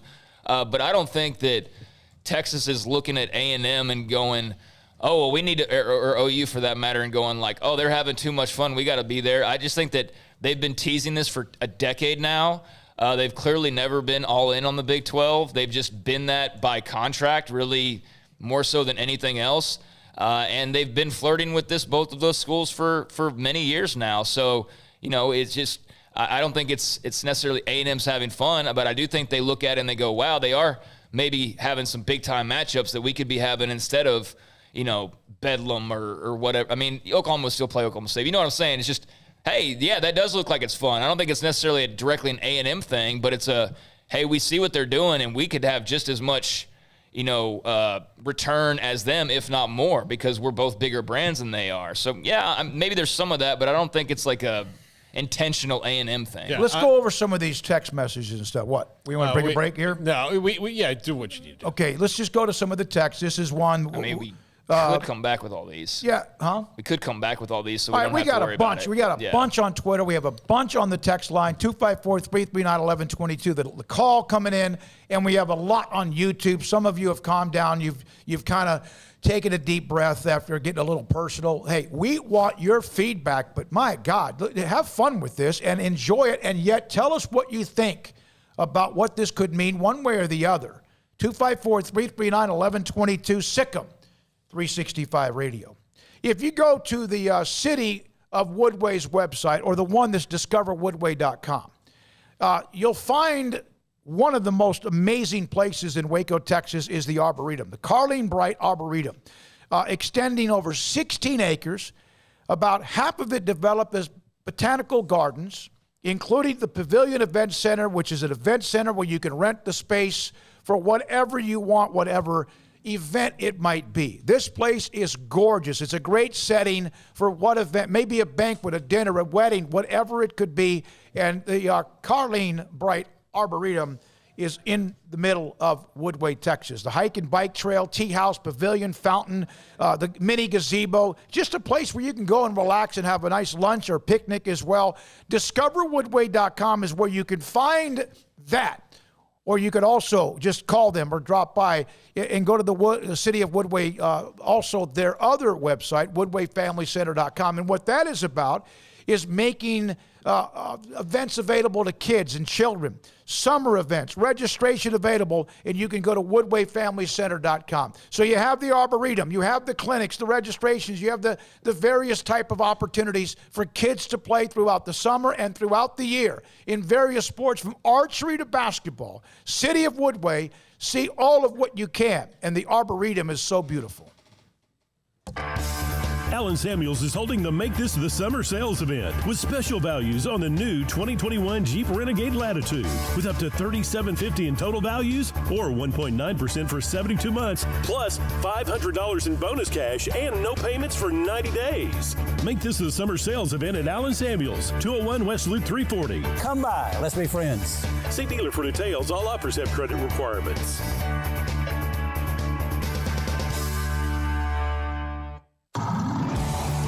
It's time to fire up the grill, heat up the oven, or get that deep fryer going to enjoy the top quality products at Waco Custom Marketplace. Order 30-pound sacks of live crawfish by 6 on Wednesday. Pick up on Friday afternoon after 2 or Saturday. Enjoy the weekend. 30-pound sacks of live crawfish available right now for $4.25 a pound. Find all the crawfish boil ingredients you need, including red beef potatoes, sausage, corn cobettes, and Louisiana boil seasoning. Make your order for live crawfish by Wednesday at 6. Pick up on Friday after 2 or all day Saturday and enjoy the weekend. Waco Custom Marketplace, your home for fresh baked kolache, cinnamon rolls every day. Butcher shop to cut your steaks the way you want. Fresh seafood, summer sausage, Bowden, house-cured and smoked bacon, spices, seasonings, soup mixes, and more, and weekly gift boxes for any occasion. Waco Custom Marketplace, 425 Lake Air Drive in Waco, or WacoCustomMarketplace.com. From the first workout to the last practice, sports is an incredible challenge. Hi, this is Dan Engel at the First National Bank of Central Texas, and we're proud to support each athlete, every parent, and our educators. From families, small businesses, to the biggest industry, we're here to help. With remarkable products like instant issue debit cards free at all of our banking centers, we've got banking ideas that fuel big dreams. The First National Bank of Central Texas. Familiar faces making local decisions. Member FDIC, Equal Housing Lender.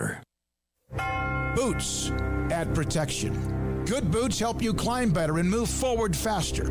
And when your son or daughter steps into the boots of a U.S. Army officer, they also learn how to lead. In these boots, they'll gain more confidence with expert training in one of more than 150 occupational specialties.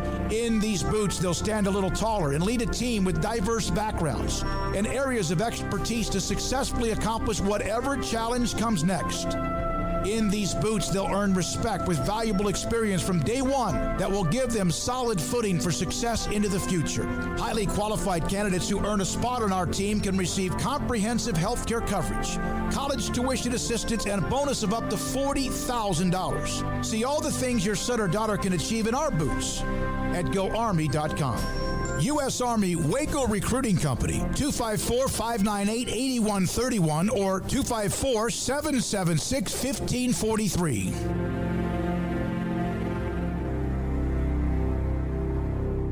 Parenting is full of surprises. You never know what to expect. So after our son was born, I called my Texas Farm Bureau insurance agent to set up a life insurance policy in case something happened to me.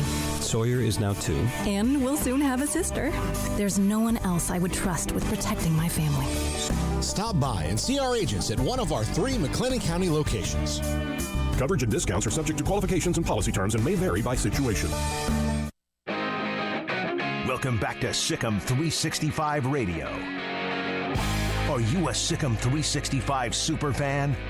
Then try out our premium subscriptions at SicEm365.com. All right, here we go from the text line. 512, I could see perhaps Arkansas and Nebraska being interested. No. They're not interested now, although they might be disgruntled at times. They're not interested now. They're making a bucket load of money themselves. Money was the reason we talked about, right?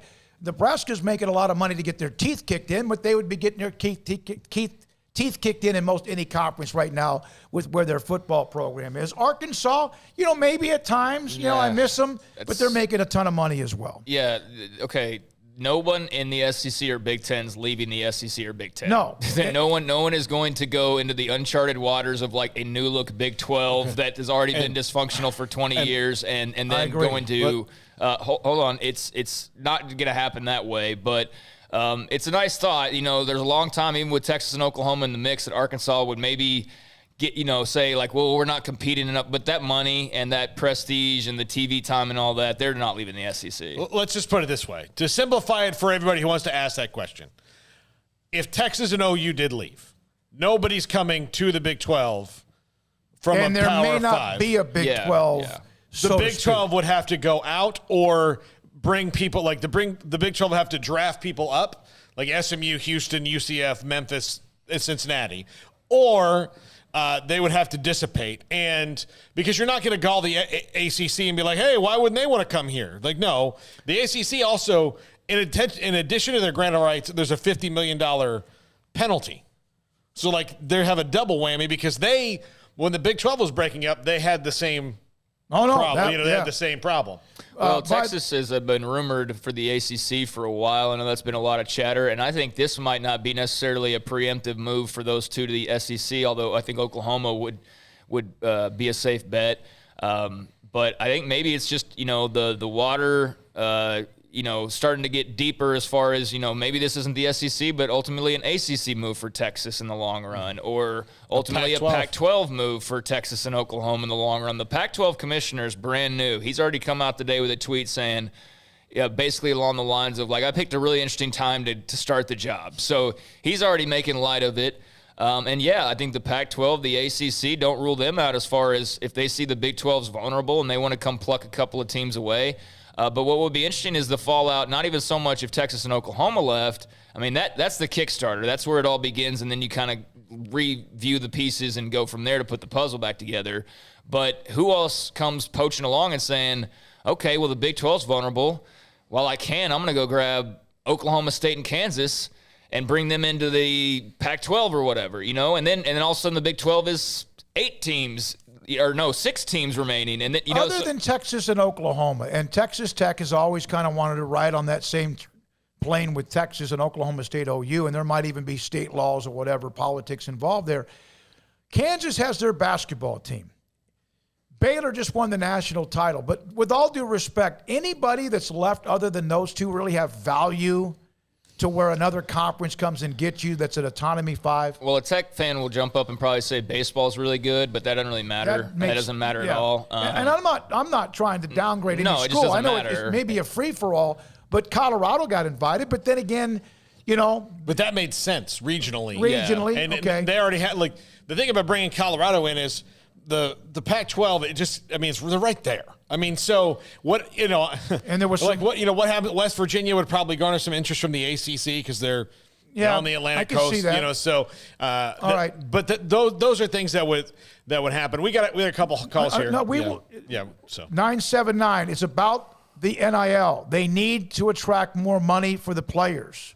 Period. That's from one of the texts we received. I certainly think NIL comes into play, and we haven't brought it up at all, but I do think that's probably some of the thought process. All right, let's go to that's just one. TJ, if Texas concerned themselves more, this is from a UT fan, concerned themselves more with winning football as much as they do wanting to get in a damn headline, they'd be golden. For a UT fan, it's exhausting. That's from TJ. Matt in D.C., no team can leave. You mentioned the TV contract 2025, and the ACC has theirs, and so there's a lot of those granted rights, and we're going to get to some more as well.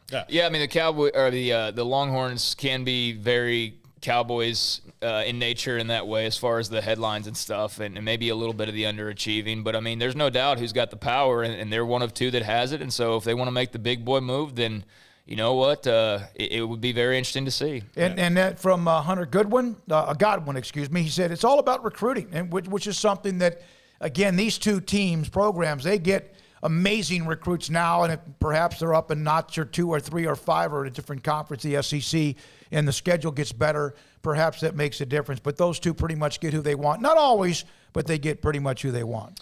Jerome, you're on SicEm365 Radio. Thanks for your call. Yes, how you doing? We're doing great, Jerome. How you doing? I'm doing okay.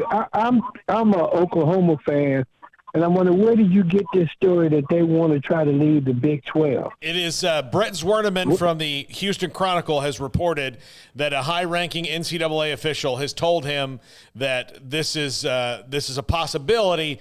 Now, no one has come out. There's been a lot of denials, and no one's confirmed or denied it, and they've had almost 3 hours now to do so. Okay, what hurts me is I know when Texas first got all this money that they made with this contract deal, that's what caused the league to break up. And people left because they wasn't going to share none of the funds with nobody else. It was at that time that I know Oklahoma stepped in and did what they had to do to keep the Big 12 alive and keep it just like it is. So from my point of view, they would never walk away from it. Jerome, not when they did their best to keep it together. Jerome, let me ask you this. Oklahoma in the SEC, sure. If that happens, are you ready to possibly have a couple of extra hickeys a year on your schedule? Yeah, but it's not going to happen. Okay. They're going to stay in the Big 12. I don't care what the source is. They did too much to keep it together, man. All right, buddy. Thanks for your call. Jerome. Thank you for listening. And Jerome, welcome. I hope you're right. I do. I just don't. I mean, while it would be exciting to me, it would be exciting for a minute. It just then what happens to there's this whole great football. Well, we have to understand that Texas and Oklahoma don't care about everybody else. No, they only care about themselves, and I'm not slighting them for that, but that's the honest to God truth. They are not in any way, shape, or form worried about Baylor or TCU or West Virginia. I think Oklahoma politically has to kind of worry somewhat about Oklahoma State, although I don't know that they're necessarily tied at the hip to where, obviously Oklahoma State's not getting an automatic berth in the SEC if Oklahoma moves. But, there have been political ties there in the past. I'm with you. I don't want to see the Big 12 break up. I've been wanting them to add teams now for a while and actually, live up to their name of being 12. But, yeah, it could go either way right now based on all that we're reading today. It would be great to know what the future looks like because I'm very curious now with all these moving parts. Jace Hooper on YouTube. Why would Texas share the money from the Longhorn Network with anyone else? That's my question. Do you think they're going to have how long is that? How long is the Longhorn Network? I think it was a 20-year contract. And that's. It's probably coming up pretty soon, I would think. You would think, and I don't know. I'm not going to say this because I don't know what they get. I don't know the numbers. I don't know the revenue that ESPN Maybe it was 15 gets. years, but if that's coming up, are you looking for some other revenue to replace that if that's gone in a way? But the SEC is tied in with ESPN, which is what the Longhorn Network is tied into. So, maybe there's a concession there. Those are the things that are being talked about right now for whoever is actually involved in these conversations. I do believe they're legitimately happening. But, if there is backdoor conversation, I'm sure the Longhorn Network is a big topic, I would think. All right. We've got Drew calling us from the 979. Drew, you're on SicEm365 Radio. Hey, how you guys doing? Doing great. Hey, I just wanted to say thank you guys for putting this show on. I am a Texas A&M graduate, so I say that because I really respect Baylor and what they've done. I think the SEC would benefit by actually including Baylor as well as OU and Texas in the SEC. Now, that being said, UT, I think, is the team that is probably driving this more than Oklahoma. And I just want to know what you think about that. Thank you. Thanks for the call. Maybe so. I think that they've been, I just think that they're more out there about it. Like, I don't think Texas really tries to hide their interest in leaving, and I don't think Oklahoma really does either. There's been comments here and there over the last couple of years from them. They certainly know who they are. These two schools are just on separate footing, but as far as more of a push, I could definitely see it being more a Texas push than an Oklahoma push. But I don't know for sure on that because I don't think Oklahoma's been all that hesitant to look around either. So I think they're maybe on equal footing as far as looking, but maybe one of them is more of a driver. And I would think that in this case it probably would be Texas. But, yeah, I don't know for sure. The rhetoric from, both Texas and Texas A&M over this decade about why they're not playing and one of them left. And if they're, if Texas goes to the SEC, everything that Texas has ever said about it is a lie. It's not a lie, but it was just to make themselves look better. It wasn't about anything else. And it just makes them look kind of ridiculous when they spat at A&M on the way out the door and then tried to completely divorce themselves from the responsibility of what it was and got Baylor and Kansas State and Iowa State all together trying to sue A&M. And here Texas we didn't do it. Wasn't our choice. And here they are doing the same thing. Well, it's no different than a big money politician or a big money celebrity. The rules are different, right? So if you're Texas, I don't think you're really worried about how you might look. You're just looking at what's going to benefit you the most, even if you look a little stupid for, the Big 12, SEC, A&M stuff. But if you ultimately get what you want in the end, you'll have a little pie in your face and not worry about it too much. Yeah, it's the senator going, this bill was rushed. Well, we're not going to vote on it. And then their bill gets rushed and we're voting on this. Oh, yeah, totally different. I want to say this about Texas because they do get, and a lot of times, a lot of people just don't like them. And part of it's the entitlement of the fans or maybe some arrogance or whatever. And sometimes they've even said it. The Lost Dodds made it clear. We are the Joneses. And there has been some of that. They've earned part of that too. I don't know who started this, where it started, if it's true or not. But one of the things, they really don't give a damn what most people think. And then again, they really do. Yeah. How people perceive them in many ways. Well, I need to read this one quote. There's not much to this. You know, what's happening a lot today is people seeing statements and just reading into them as much as possible. Like, he didn't say this. So, for example, Oklahoma has released a statement on today's rumors, and they said simply, the college athletics landscape is shifting constantly. We don't address every anonymous rumor. So you can take that how you want. Pete Thamel took that as, hey, they didn't mention the Big 12 in that statement. So, you know, you can see whatever you want to see basically with a lot of these statements, but there's not any new information seemingly coming out. All right, one more call, and then we do have to go to break to get to John Machota. Desmond from Baton Rouge, you're on SicEm365 Radio. Go Tigers. Hey, Desmond. Good morning. Hey, yeah, go Tigers. Well, from what I see and what I've noticed, because I'm in SEC country, I remember when there was that alignment they was doing again with the ACC, where Florida State was trying to get into the SEC. However, Florida blocked that. Mm-hmm. And I think that's the same thing that's going to happen with Texas.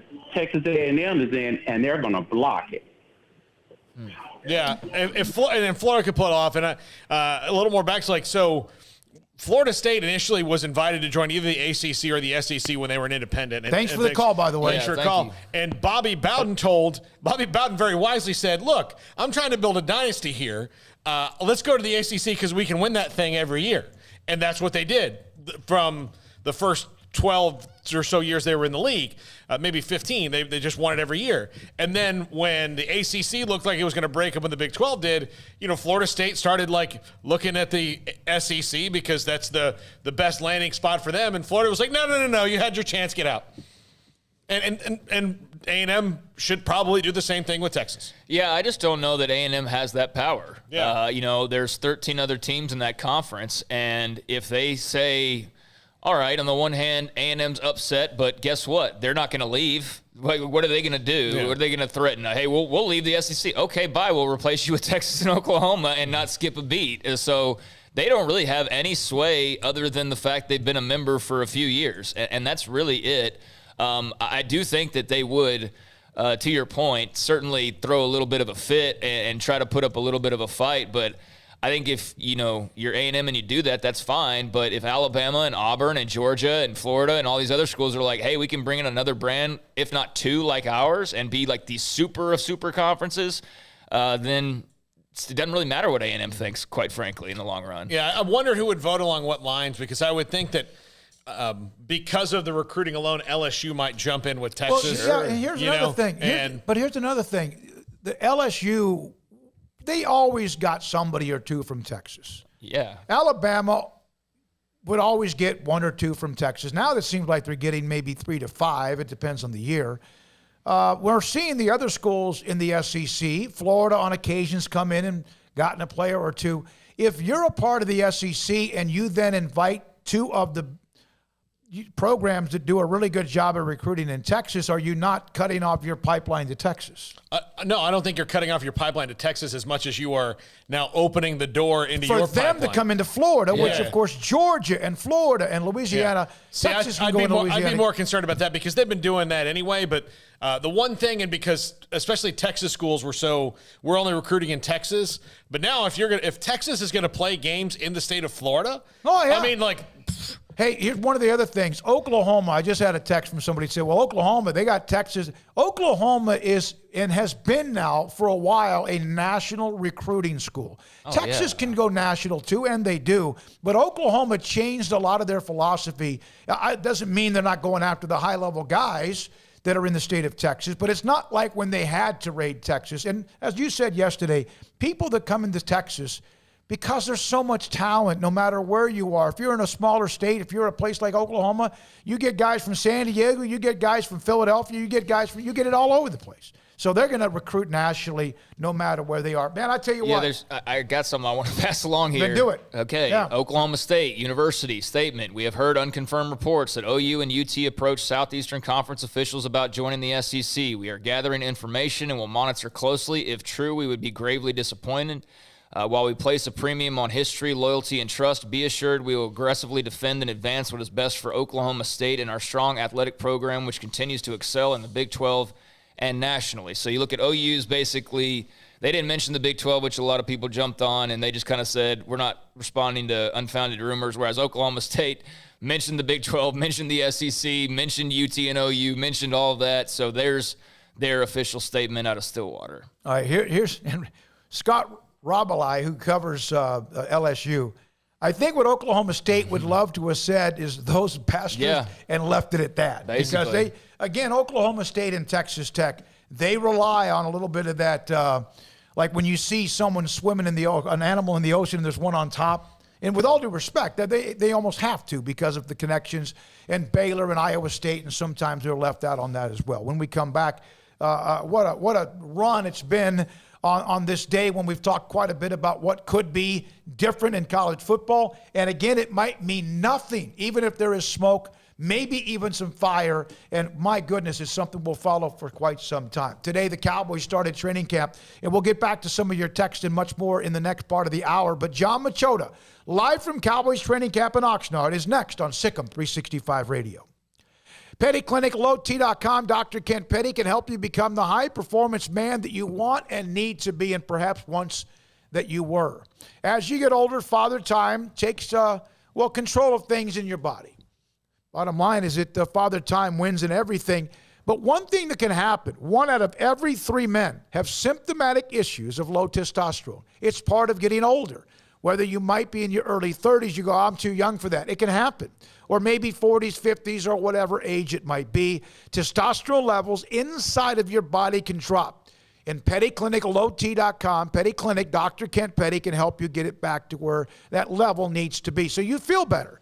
More energy, better sex drive, you're more focused. Petty Clinic, LowT.com, go to the website, top left corner, number and email, tell them I sent you, and they will set you up with blood work to check your testosterone levels, and if they're too low, put you in a program to help you become the high-performance man you want and need to be at Petty Clinic, LowT.com. Y'all listen up. Let me tell you something about group meals from Rudy's Barbecue. It's got all you need for all the folks you gotta feed. Smoked meat, sides, and more. There's everything down to the tablecloth, just like the one that you see at the store. At a bridal shower, it's better than flowers. In a long business meeting, it'll pass the hours. It'll feed all the cousins at a family function. It's better than potluck at a church luncheon. Next time you need to feed 10 or more, call and order a Rudy's group meal. Next in line.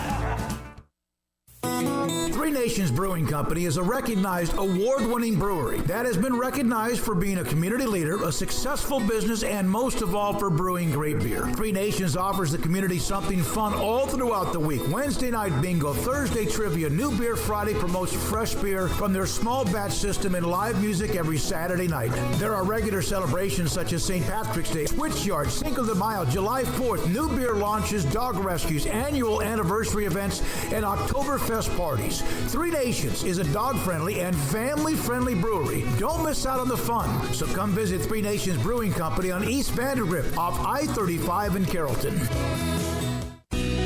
Let Camille Johnson Realtors guide you seamlessly through the process of buying your dream home or selling your current one. Commercial, farm and ranch, or residential, Camille Johnson Realtors can smoothly and successfully lead you through any transaction. With a team of 28 experienced agents who are excited about serving you, Camille Johnson Realtors services the entire greater Waco area. If you're in the market to buy or sell, contact Camille Johnson Realtors, 104 Midway Center in Woodway, or find them online at www.camillejohnson.com. Camille Johnson Realtors, elegant, charming, warm. Welcome home. It takes time to reach goals. It's a truth that applies to more than sports. It goes for your financial goals as well. You work hard for your money, and you deserve an investment strategy that lines up with your game plan. And Tom Albers, your Edward Jones financial advisor, can help. If your financial investments aren't putting forth the effort you desire, stop by today for a financial review. Tom Albers, 4301 Lakeshore Drive, 254-776-7605. Edward Jones, member SIPC. Southwest Sports Medicine and Orthopedics, the team physician of Baylor Athletics. Our doctors specialize in the diagnosis and treatment of any and all sports-related injuries. Celebrating over a decade of service in Central Texas, our doctors are equipped to handle a wide range of issues, whether it's your foot or ankle, orthopedic spine care, your hand or wrist, knee and shoulder pain, or if you're in need of our arthritis or total joint clinic. Come see us at the new Baylor Scott and White Ted and Sue Getterman Sports and Orthopedic Center. Trusted doctors that Baylor trusts, Southwest Sports Medicine and Orthopedics. Our goal is to get you back in the game.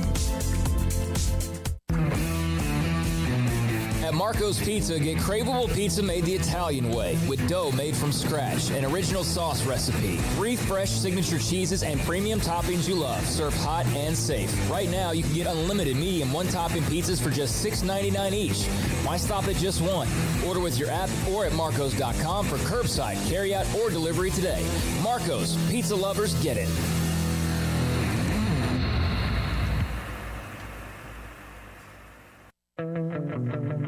Welcome back to SicEm365 Radio. It's time for our weekly segment with John Machota of The Athletic. Just a sneak for Prescott, and he's in. Touchdown. Brought to you by Pioneer Steel and Pipe, where customer service is their main focus, and best in metal, steel, and pipe for large or small projects, with 2 locations in Waco and Bryan. Family owned and operated since 1943. Well, we have had a lot of talk about the SEC and the report about Oklahoma and Texas, among others as well. But what? There was a whole lot more to go in that sponsor read. Oh, okay. Oh, I didn't hear it. I'm sorry. Is that well, me? Well, she pulled it down because you started talking. That's okay. Nobody would have noticed that. But we also started out with the Milwaukee Bucks winning an NBA championship, and that's a segue in to the Cowboys are in Oxnard to start training camp in their hopes of one day getting back to that point. John Machota, theathletic.com, joins us on SicEm365 Radio. John, have you seen Jerry that kind of emotional or this kind of emotional? I know on occasion, but your thoughts about today? Yeah, not all in like one news conference. He's had bits and pieces throughout the last few years. I feel like it's increased though. And for me, it kind of goes back to, the pandemic as it affected everybody. I think that just some people, it probably impacted a little bit more in terms of just like natural people, person like Jerry Jones who needs to be around people a lot, and him not getting that chance last year. I know that really bothered him. And then the fact that he loved coming out here to California for training camp. They couldn't do that last year. And then I think also it's a little bit of he knows he probably doesn't have a lot of these camps left in him just because of his age. And so I think that there's been like a lot of reflection these last couple of days since he's been here. And I think that, you just saw that because it wasn't like it was just one answer where he started getting emotional. It was a couple of different things, and it was on different topics as well. So, yeah, that was probably my biggest takeaway from all of it. Because I already seen there's some headlines. I'm working on some for tomorrow morning, just kind of highlighting what I thought was the most interesting things. But there are a lot of headlines coming out talking about how Jerry would pay anything for a Super Bowl and would do anything for a Super Bowl.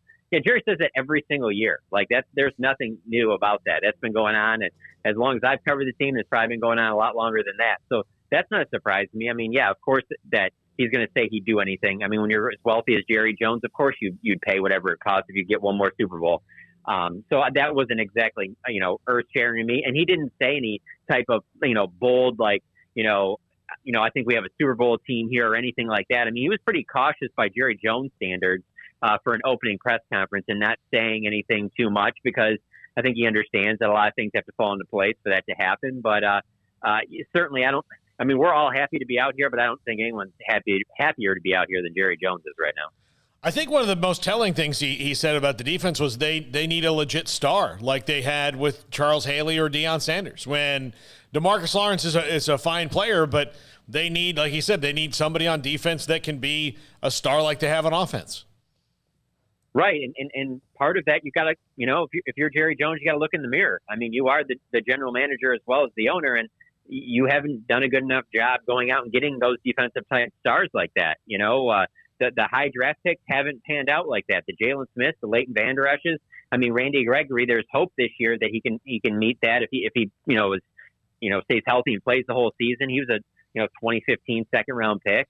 Just those, they've done an outstanding job. If you just judge the Cowboys drafting and adding personnel just on what they've done on offense, they'd be one of the best teams in the league. I mean, they've killed it over there. But on defense, I mean, it's probably as bad as any team in the league. They just, and then you go into this draft and you're thinking they're going to get one of these top corners, and they don't do that. So then you get Micah Parsons, who clearly wasn't their first choice. So, and then they get Calvin Joseph is the corner they add early, which they added in the second round. And you don't know that he's going to be the guy that steps in right away and makes an impact right off the bat. So you don't know if that's an instant impact, star on defense either, where this defense clearly needs that. So, yeah, he can say that, but he's also got to look at himself in the mirror and say, I haven't done a good enough job adding defensive players, because they just haven't. When you break down this roster, it's not even close to talent between their offense and defense. John, I thought McCarthy's response to his initial reaction when the Hard Knock news broke was pretty funny. What did you make of that? And also just anything else that he had to say that's top of mind?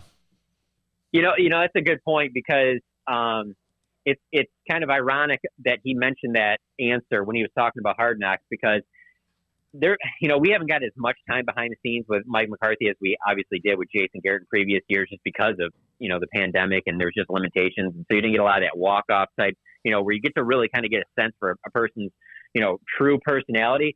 And I think that's a little bit of McCarthy you're going to see in Hard Knocks, depending on how much he's in it, is that he does have a really good sense of humor, that he's got kind of that, a sarcasm like that. And for him to throw that in there, I could see some behind the scenes in meetings and stuff like that. I could see some people seeing a little bit more of that side of Mike McCarthy, because that certainly was one of the highlights in terms of some humor from the press conference, because no coach is going to sit there and raise their hand and say, excuse me, to the owner. Can we try and get Hard Knocks? I would just love for them to come out here for the next few weeks and just follow us around. That would be outstanding. No coach is going to sign off for that. I mean, look at all the great coaches in the NFL. They would all dodge Hard Knocks.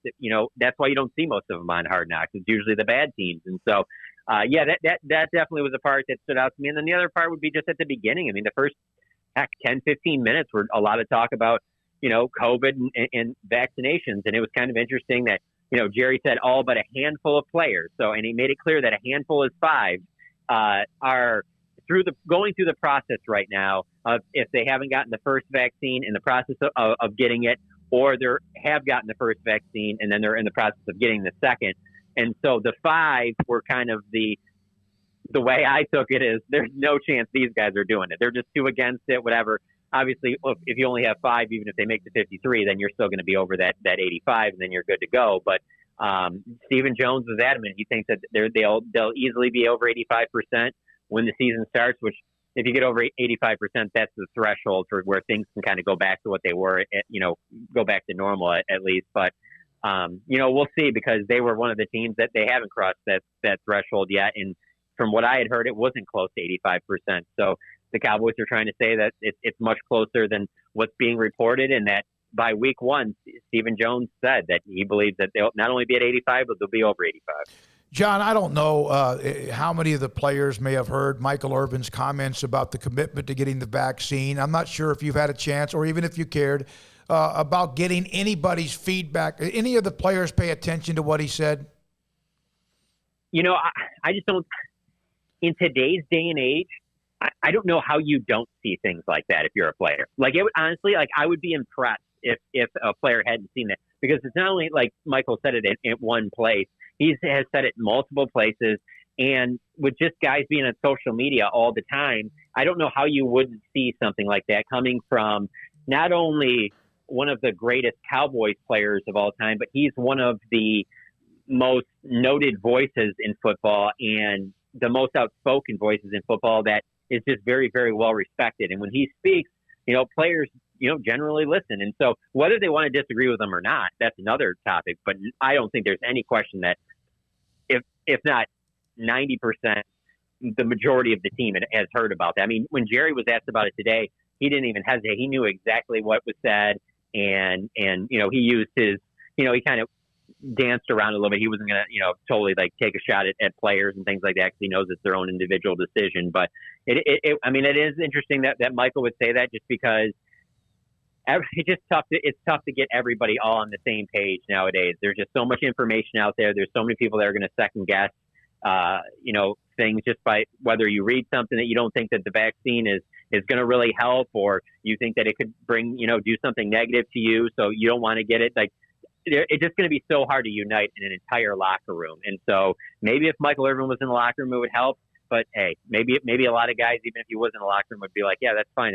We can get in a fist fight right now, but I'm not getting the vaccine because I don't want to get the vaccine for whatever reason it is. So it is interesting that he would say that, because I just think his voice carries a lot of weight, particularly with this organization. I wonder if any of the players who are not gotten vaccinated are players that Cowboys particularly care about, like, someone good.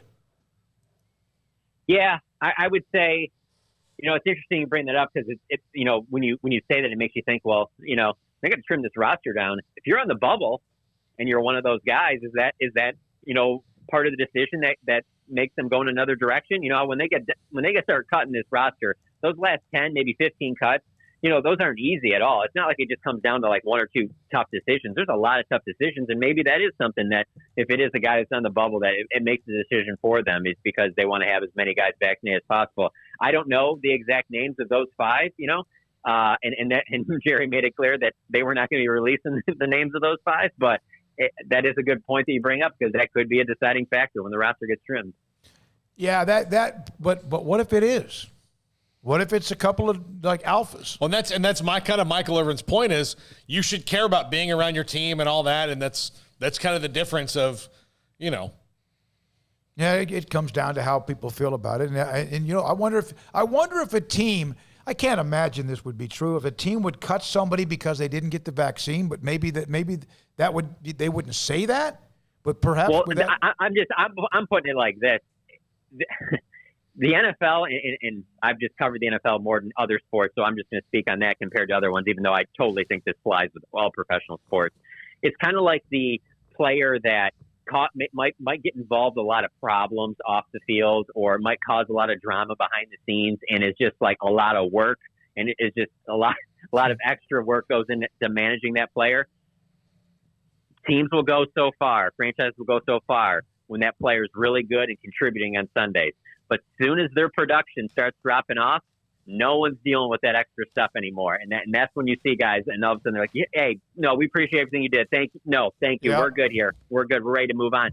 So, but the other thing is, now that when you say it, I was also thinking this, that, when Jerry says 5, it's probably 5 guys he thinks are going to be on the 53. Because if it was like, 2 guys that he thinks will be on the 53, and then 3 guys that are just like these undrafted rookie free agents, like, hey guys, if you don't want to play along, go. We'll find somebody else or whatever. I think it's 5 guys that matter. It's just my take, and just me kind of reading between the lines. If you don't mind, one question about that. I saw the way they had the press conference set up, and the seating and things have changed. And I know there's tiers of media allowed to be there early on, and at some point perhaps we'll be there in 2 or 3 weeks. Is it different, John, based on how that first day went? I'll tell you what, the biggest difference is that they got us wearing those little like tracking things that like the players were wearing last year. So basically what it will read, like, if there was an outbreak or whatever, they can plug those chips into a computer, and it'll say like who was around who and how long they were around each other and things like that. And so they have media wearing that too. Now there are different tiers, and so I don't know if every single media member has it, but I know that, it's quite a few. I saw when they handed me mine, there was probably another, 25, 30 of them out there. So, it's for most of the media that's going to be out here, just in case there is something like that. But, for all the reporters that are out here, regardless of the tier, like when I showed up, I had to show proof of vaccination, my vaccination card, and then I also had to show proof of a negative COVID test. That had to be taken within, I think it was the last week. I ended up getting mine like a few days ago, just to show that, I tested negative. And then at some point, I think we'll get tested like once a week while we're out here, I believe is what it will be. And so that is certainly different. And then as you guys know, out on the tennis courts there, where they have the chair set up, generally they would just have rows and they would be all kind of together or whatever. Well, now they have them like kind of spaced apart, and everyone has like a name tag on theirs. And we were told today, like, don't be moving these chairs around like you guys have done in the past, because we have them spaced out because this is the way that they're supposed to be. And I think one of the other things that kind of goes into this is because, the Cowboys playing in that Hall of Fame game, they're kind of the first team to start camp. And they're one of the few teams that are, left their headquarters to have camp. And so I think they're pretty aware that the NFL is watching everything. So I think that they're going to be going out of their way to, kind of, cross every T and dot every I, just because they want to make sure that there's nothing over, no issues, whatever, even though, like I said, everyone is vaccinated, but they're making sure that, everyone gets, it's as safe as possible. Yeah, there's definitely things that are going to be different about it. I can tell already. Thank you, John. Appreciate it. John Machota, theathletic.com, on Wednesdays with us at 5 o'clock. He's in Oxnard in California. Cowboys start their training camp there. All right, when we come back, more to get to. Also, 254-339-1122. The YouTube and also our text line blowing up, and a few Twitter as well, even some of you texting elsewhere, whether it's phones or DMs or whatever it might be. We appreciate all of your feedback at 254-339-1122. This is SicEm365 Radio. The other day I mentioned to Paul and on to you that the Waco Custom Marketplace, that one of their items of the week is a 12-piece bacon-wrapped shrimp for $10.99 a pack. I went there today to go buy because I love going there. Waco Custom Marketplace at 425 Lake Air Drive in Waco. And I bought a couple of packs of the 12-piece bacon-wrapped shrimp. Now, there's also some that have jalapeno in the middle of it, maybe even some that have jalapeno cheese and shrimp and bacon. So you kind of get a choice based on what's available. And I was talking to the lady behind the butcher shop counter, and she was like, these things are going out the window. We can't keep them enough. And so they're making them, and then then they're out. So it's going to be something that runs throughout the week, 12-piece bacon-wrapped shrimp for $10.99 a pack. The value of it is not just how delicious it is for an appetizer or a meal or whatever it might be. The value is saving the amount of time it takes to get a piece of bacon and shrimp and whatever else you want to use, wrap it around, keep it together, and then eventually cook it. And that's what they do for you. Also, crawfish tail meat, $12.99 a pound. They have select, choice, and prime beef filet from $10.99 a pound up to $26.99 a pound, depending on which particular cut you want. Also, boneless pork chops at $2.65 a pound. But the bacon-wrapped shrimp, 12 pieces for $10.99 a pack at Waco Custom Marketplace at 425 Lake Air Drive in Waco. Make the summer sales event as rocking at Allen Samuels with the 2021 Ram 1500 Quad Cab Lone Star with total values up to $5,250 or 2.9% for 72 months plus $1,000 bonus cash. The 1500 Crew Cab has the top safety rating and is ranked number 1 in full-size pickup trucks. Allen Samuels, 201 West Loop 340. Come by. Let's be friends. See dealer for details. All offers have credit requirements.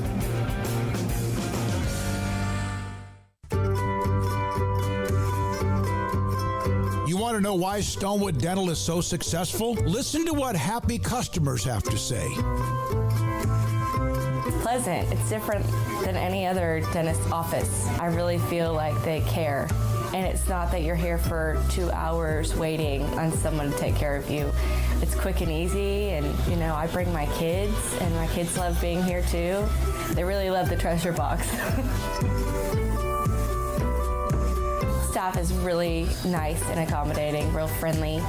You feel more like home. It's not sterile looking. Everybody has their own personalized rooms with decorations and decor, and they'll even have a blanket for you when it's cold. I've recommended people to actually come here, and they are patients now. I really love it here. It feels like family. Learn more, stonewood-dental.com.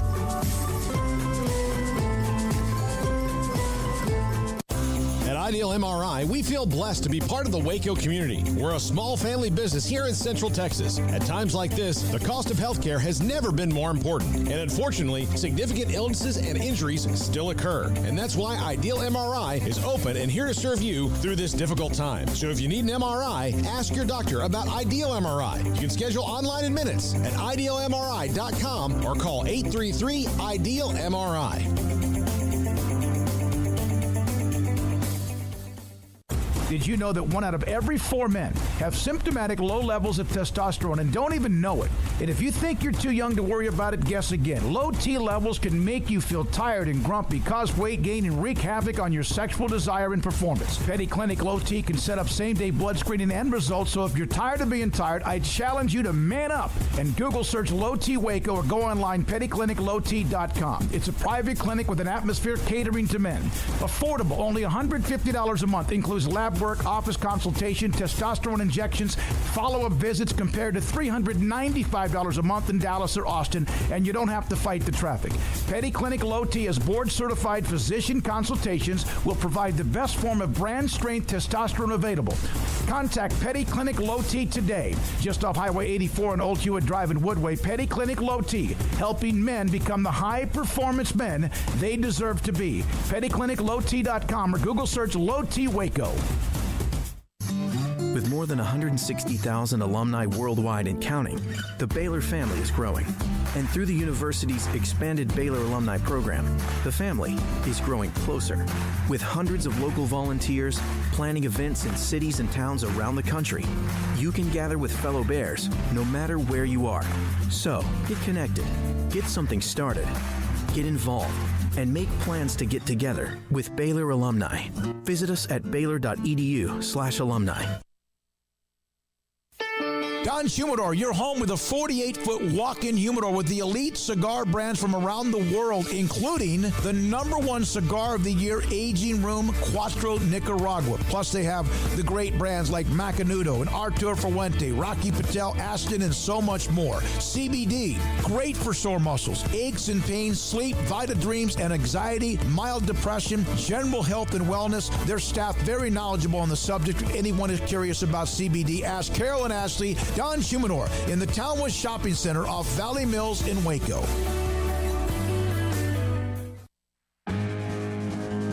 Welcome back to SicEm365 Radio. Have you downloaded the SicEm365 Radio app? Do it today on the App Store and Google Play.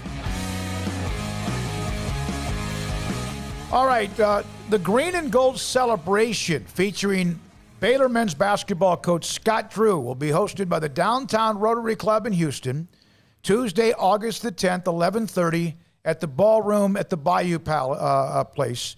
This is in Houston, 11:30 to 1. There are tickets available. Closest to the stage, $75. Some of the other tickets available. There are tables available. If you want, for example, 8-seat table, $1,500 for the national champions table. You can contact the Downtown Rotary Club of Houston or go to BaylorBears.com for more information. National championship basketball coach Scott Drew on Tuesday, August the 10th, 11:30 until 1 at the ballroom, Downtown Rotary Club of Houston. Man, I tell you what, there's been a lot of calls, a lot of texts, 254-339-1122. Yeah, and if you do want to call us, please, I would ask that if you put your number as anonymous in our caller ID, we're not going to use your number, but I'm going to have to drop the call. It's just for the good of the show. So some of the other responses, Eric, who's a big Oklahoma fan, is an OU fan in California. I was hoping they would eventually join the Pac-12. That was years ago, but the SEC would be interesting. But Oklahoma's also tied to Oklahoma State. Not sure how that works out. And then there's a lot of response. I mean, there's a lot of people. You guys, this is great. Well, for being tied to Oklahoma State sure wasn't informed about today's news that was dropping based on their statement. They have had the most emphatic statement of anybody who has commented. OU's statement was a big ball of nothing, basically. But Oklahoma State's was very matter of fact. So I know that's been talked about in the past. If Oklahoma leaves, they have to bring Oklahoma State with them. I know there's also been, talk previously that Texas left, and that means that Tech would probably, that kind of deal. But I don't think so in this case. I think if you're talking about a move to the SEC or something of this nature, then sorry, buddy, but you're not towing along with us. You're not tagging along with us. This is just for us two, most likely. But you know what? I'm sure. Here's the thing. I say that. And as we saw when the Big 12 went through their last realignment debacle, politics isn't even involved yet. But politics will very quickly get involved in this if there are some dominoes to fall. It is Mad Dog Jones on our YouTube. Dog fan here. Let me just tell y'all, knowing Texas and Oklahoma wouldn't be able to dictate their politics or money like they do in the Big 12. So they need to leave that way of life at the door. And then Ghost of Peep, the Big 12 could just probably get Houston or SMU to... I don't know if that's ever going to work unless they just aren't going to be a part of the Autonomy 5 type conferences, because you don't want to add those who aren't in it to try to survive to have your conference survive. You got to either go find something yourself and have value, or you're left out. You got to think about it this way. So right now, if you're Baylor or TCU or Texas Tech, some of those schools, then you're already fighting an uphill battle as it is against the bigger schools like the UTs and the OUs, not only based on history, but just facilities and money, power, that kind of thing. But certainly that's I don't know, man. I just don't think that you open that door, because if you're already fighting those teams already, now they're leaving you. They're going to the bigger, better, shinier, richer conference, and they're going to be recruiting, even better than they were, which is not a lot of room to go up, but there would. So now you're fighting those teams that were at least in your conference, but now they're the SEC pool. You pull Houston, SMU, for example, into the conference. Well, now they're on your level. You've had them below you. No matter how many games SMU wins or Houston wins or whatever, they can't recruit year by year on your level because they're not Big 12 schools. So you'd lose even more favor in battles with Texas and Oklahoma recruits, and then you'd also be bringing 2 or 3 schools up to your level and evening. So now Houston kids, if Houston's in the Big 12, why go to Waco? Why go to Fort Worth? Unless you just really want to get out of town. So they would be diluting their opportunities, I think, in a major way. If they were to add, like if the Big 12 were to add schools and it would be the Texas schools, I don't think that is good news. I would think the only reason you would do that is that is your last resort. Because your first resort, if Texas and OU leave, is probably to say, look, this thing is falling apart again, and it's going to happen every decade, and now there's not the big, gigantic money schools to kind of anchor us. And so then you start calling around, and if everybody in the Big 12 gets told no, which won't happen, but if the majority of them get told no, because if the SEC goes to 16, then the Big 10 will want to go to 16, and the Pac-12 will want to go to 16, and the ACC will go to 16, and the ACC only has to pick up 2 more schools too. West Virginia is one of them. There you go. Yeah, so there you go. So that would make sense. So then you have all these things of just wanting to be 16, which Iowa State to the Big 10. Yeah, so you have those things that are easy moves for some people. Kansas could probably be in the Big 10. Their only pull is basketball, but their pull in basketball is really strong. Yeah, it is. Isn't Kansas a pretty large school? It's a decent-sized school. They might be, but the basketball program is the pull there, so just that alone would have somebody, I would imagine, interested in what that would look like and could add to their league. I'm an Iowa State grad from Jarrett on YouTube. Scared who would take us? The Big 12 is dead. Long live the Big 12. Where are you going to go now, Bears? Ha, ha, ha. I see that, and again, that's part of the arrogance of being a part of the hierarchy or whatever. Is Iowa State a part of the Iowa State's not? No, that wasn't from the Iowa State fan. It was just from somebody wanting to say. And I got a direct message on Twitter from a Texas Tech fan. You can't be saved this time, Baylor. Texas Tech, you're going to possibly need to be a part of that net as well. And I see this. And this is where the Big 12 to me fails. When something like this happens, you see Tech or Oklahoma State or whatever, they're like eating the other ones. Like, where are you going to go? You're all in the same boat, except for Texas and Oklahoma, maybe Kansas and West Virginia. The other thing is that the other reason that the Big 12 came back together is those schools put out their feelers and all kind of had reasons, like whether it was the Pac-12 saying we don't want religious schools or what, I don't know, and I don't even know if that's true, but that was the. It wouldn't surprise me. It wouldn't surprise me. Yeah. But the other thing was one of the reasons that the Pac-12 didn't want Texas Tech and Oklahoma State is that the Pac-12 has a really good academic number right now, and I'm not knocking Texas Tech and Oklahoma State, but they're not the same kind of school that Cal or Stanford or Dude, if anybody takes offense to that very obvious and very true statement, I'm sorry, but in comparison to Stanford, Texas Tech is a diploma mill. Yeah. So it's just, I'm not trying to be like, dude on YouTube of ha ha ha. I'm just saying, like, that's reality. Yeah, I mean, and then that's part of this. Like that's the thing about the Big Ten is like always talking about that. The Big Ten doesn't have a bad school in it when it comes to that. Right. Yeah, no, academics would come into play. There would certainly be some schools that automatically, for example, if you're trying to go to the Big Ten, academically, you're not going to qualify for that. If you're going west to the Pac-12, maybe socially, like a Baylor would not qualify for that because, just there would be too much of a. Well, and part of it is there's rules in California about traveling to Texas or states that have some of the laws that Texas has, which are prohibitive. Yeah, I don't know. I just think, I mean, like we're getting real in the weeds on, possibilities. But the thing is there are a lot of possibilities that could happen. Like it could be the Big 12 just stays as is. It could be the Big 12 loses a couple and they turn into like a glorified AAC. It could be they all just go their separate ways. And, you see a complete split and the elimination of a fifth Power 5. And now there's really only a Power 4 and there's 4 16-team leagues. And, then maybe some leftovers with the at least the independents involved in that, like the Notre Dames. But, yeah, I mean, there's a million possibilities with this. And all it took was one rumor to basically just set fire to college football. It's one match in a forest, unfortunately, that has not had a lot of rain. Kevin, this is kind of funny. Texas statement, speculation swirls around college athletics. We will not address rumors or speculation. Oklahoma, the college athletic landscape is shifting constantly. We don't address every anonymous rumor.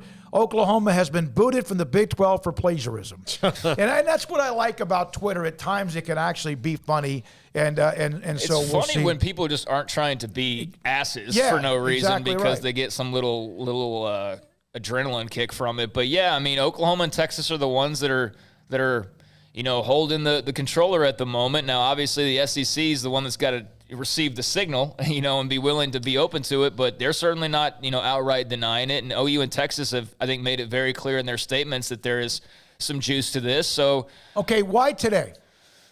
A&M was on the podium today. SEC Media Days. Big 12's had theirs, right? Wednesday and Thursday. Why today?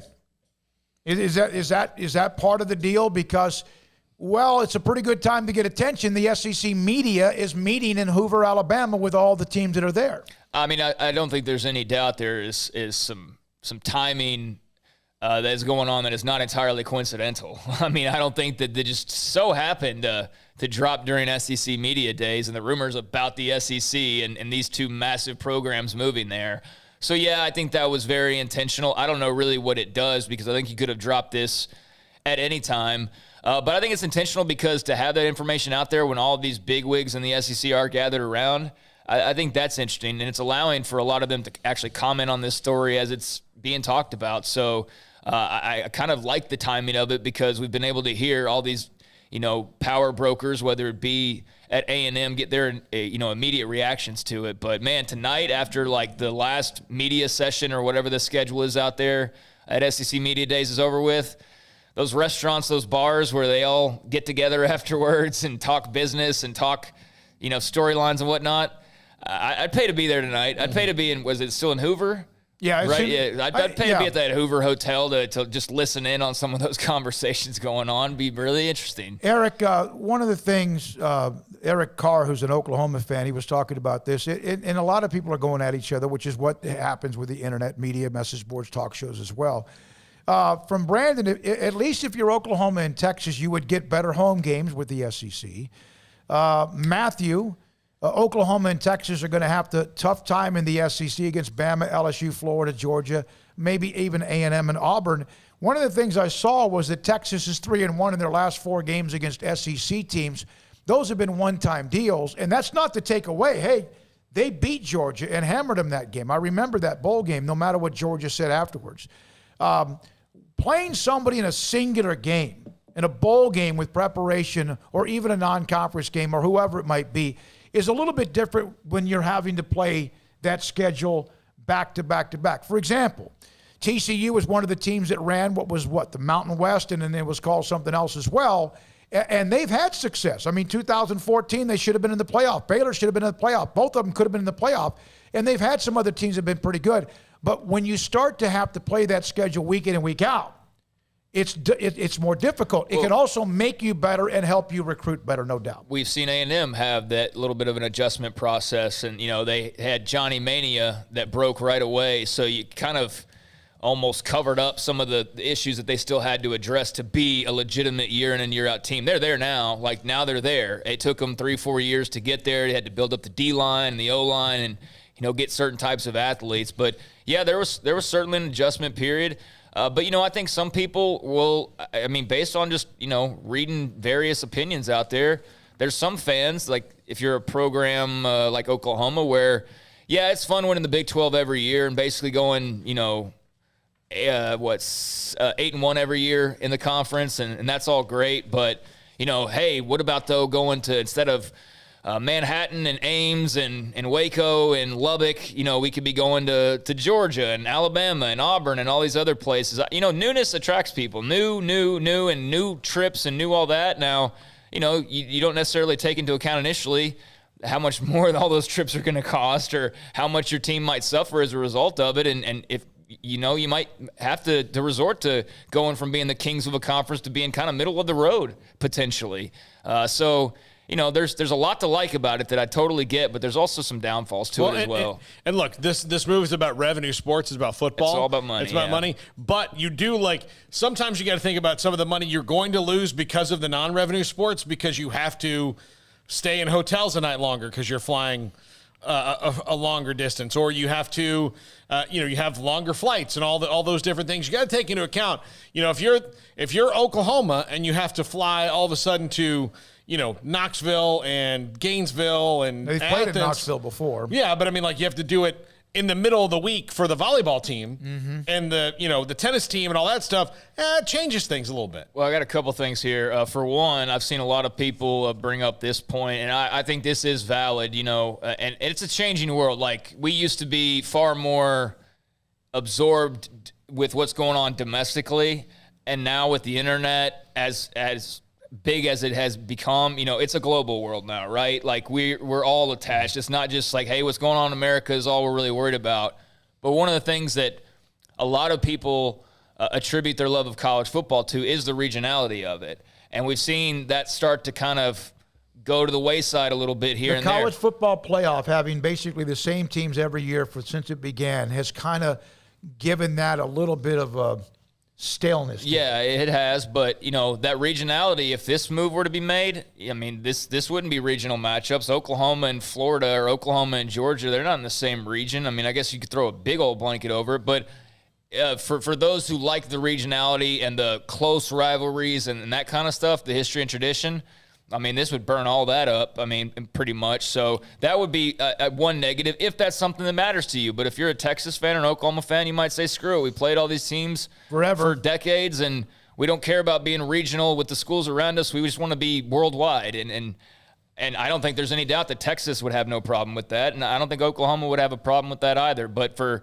longtime fans who do like that aspect, it does seem to, between NIL, expanded playoff, potential conference movement, that the college football that we knew is changing in some ways for the good. Like, the NIL stuff is good, but I think it's also kind of losing some of its actual, the things that really drew people to it originally. The games, for example, A&M in Texas has been gone now for a decade. Nebraska, OU, they're playing again for the next couple of years, but that's been gone for almost what seems like about a decade. Yeah. UCLA, USC. Now, that was a big game at the end of the year. It still is, maybe, for them. Army-Navy will always be Army-Navy, no matter what, because that's a national game because of what they represent. But, yeah, a lot of the regional rivalries, even if they're not in the same conference, have all just kind of become just other games. So if you're I'm not saying there's not things they're playing for, like pride, whatever, right, a bucket, but it has kind of been diminished a little bit. Yeah, so, like, if you're Oklahoma, are you going to still play Oklahoma State? You say that, but if you're playing, 10 SEC games or 9 SEC games, do you really want to add a potentially good Oklahoma State team to Auburn, Bama, LSU, A&M, whoever's in your division, So, either you do and your schedule's just, you have no off weeks basically, or that rivalry dies, like A&M and Texas has, and then we just talk about it for 20 years and why it should still be played even though we know it's not going to be played. But then again, maybe it reignites A&M and Texas, and so you lose one, you gain one. I don't know, but certainly the way we know it and the way we have known it is changing immensely, especially if something like this does go through. And by the way, Ross Dillinger did mention in the SEC bylaws that to extend an invitation to expand, they need 11 yes votes out of the 14 teams. So that's just a note on what it would take to actually extend an offer. And so A&M's so they need 11 or 13 basically. So I saw somebody tweet out, maybe it was Gabe Bach, and he said, if A&M's argument is that they like being the only team in the SEC in their state, then they have a really good, they have at least a good pool of, look, Kentucky is the only SEC team in their state, and Florida and Georgia and LSU. And so there's some teams they could say. Kentucky. Yeah, so they're all there in the only SEC team in their state. So maybe they say, like, well, hey, look, you guys made this argument. Florida, you made this argument several years ago. What's changed now? It's always they've something. But they've got Auburn, Alabama, and that's what this would be. A&M and Texas. It'd be the Texas equivalent of Auburn, Alabama. The Egg Bowl. Yeah, but I know what you're trying to say there, and yeah, money changes everything, Paul. That's what it all comes back to. We can talk about hurt feelings or whatever the case may be. All this boils down to is money, and Oklahoma and Texas can't help but see the changing landscape and see the money that could be made. And even though it might mean a lesser record every year, even though it might mean tougher recruiting, even though it might mean, less road trips for the fans to be able to afford, either way, it's still more money, and that would be the pull for them. And, there's also a lot of other things that are beneficial, being a part of the SEC. All right. When we come back, we'll have Paul's top 5. Here's a story of the Olympic Games just kind of subtly have started. The United States women's soccer team had won 44 consecutive matches. Dating back, my goodness, it's been a while. They were the tournament favorite, world ranked number 1, and beaten by Sweden 3-0. That counts. That's part of their group play, right, Paul? Is that right? Mm-hmm. They lost 3-0, and I don't know if that's got to be as humbling as it possibly can be. They still have a lot of stars. Is it Megan Rapinoe, who's one of the mega stars for the team, talking about, you got to move past it. Now they got to go and have positive results in the next couple of matches so they can find themselves gone. It's hard to imagine that, just like what happened after the United States team lost a game or two in those exhibition games as well. All right, let's see. Now people are getting into whether teams have something outside of football. This is football driven.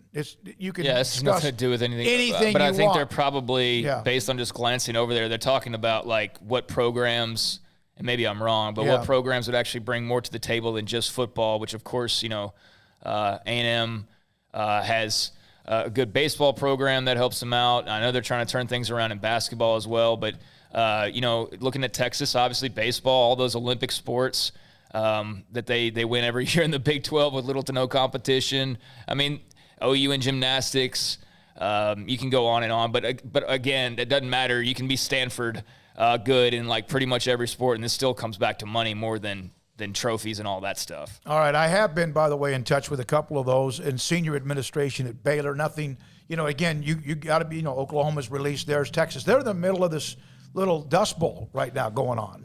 I would love to imagine Mac Rhodes is completely on vacation and has his phone turned off and everything. And then just at some point here in the next few minutes, he's going to pop that bad boy on and just.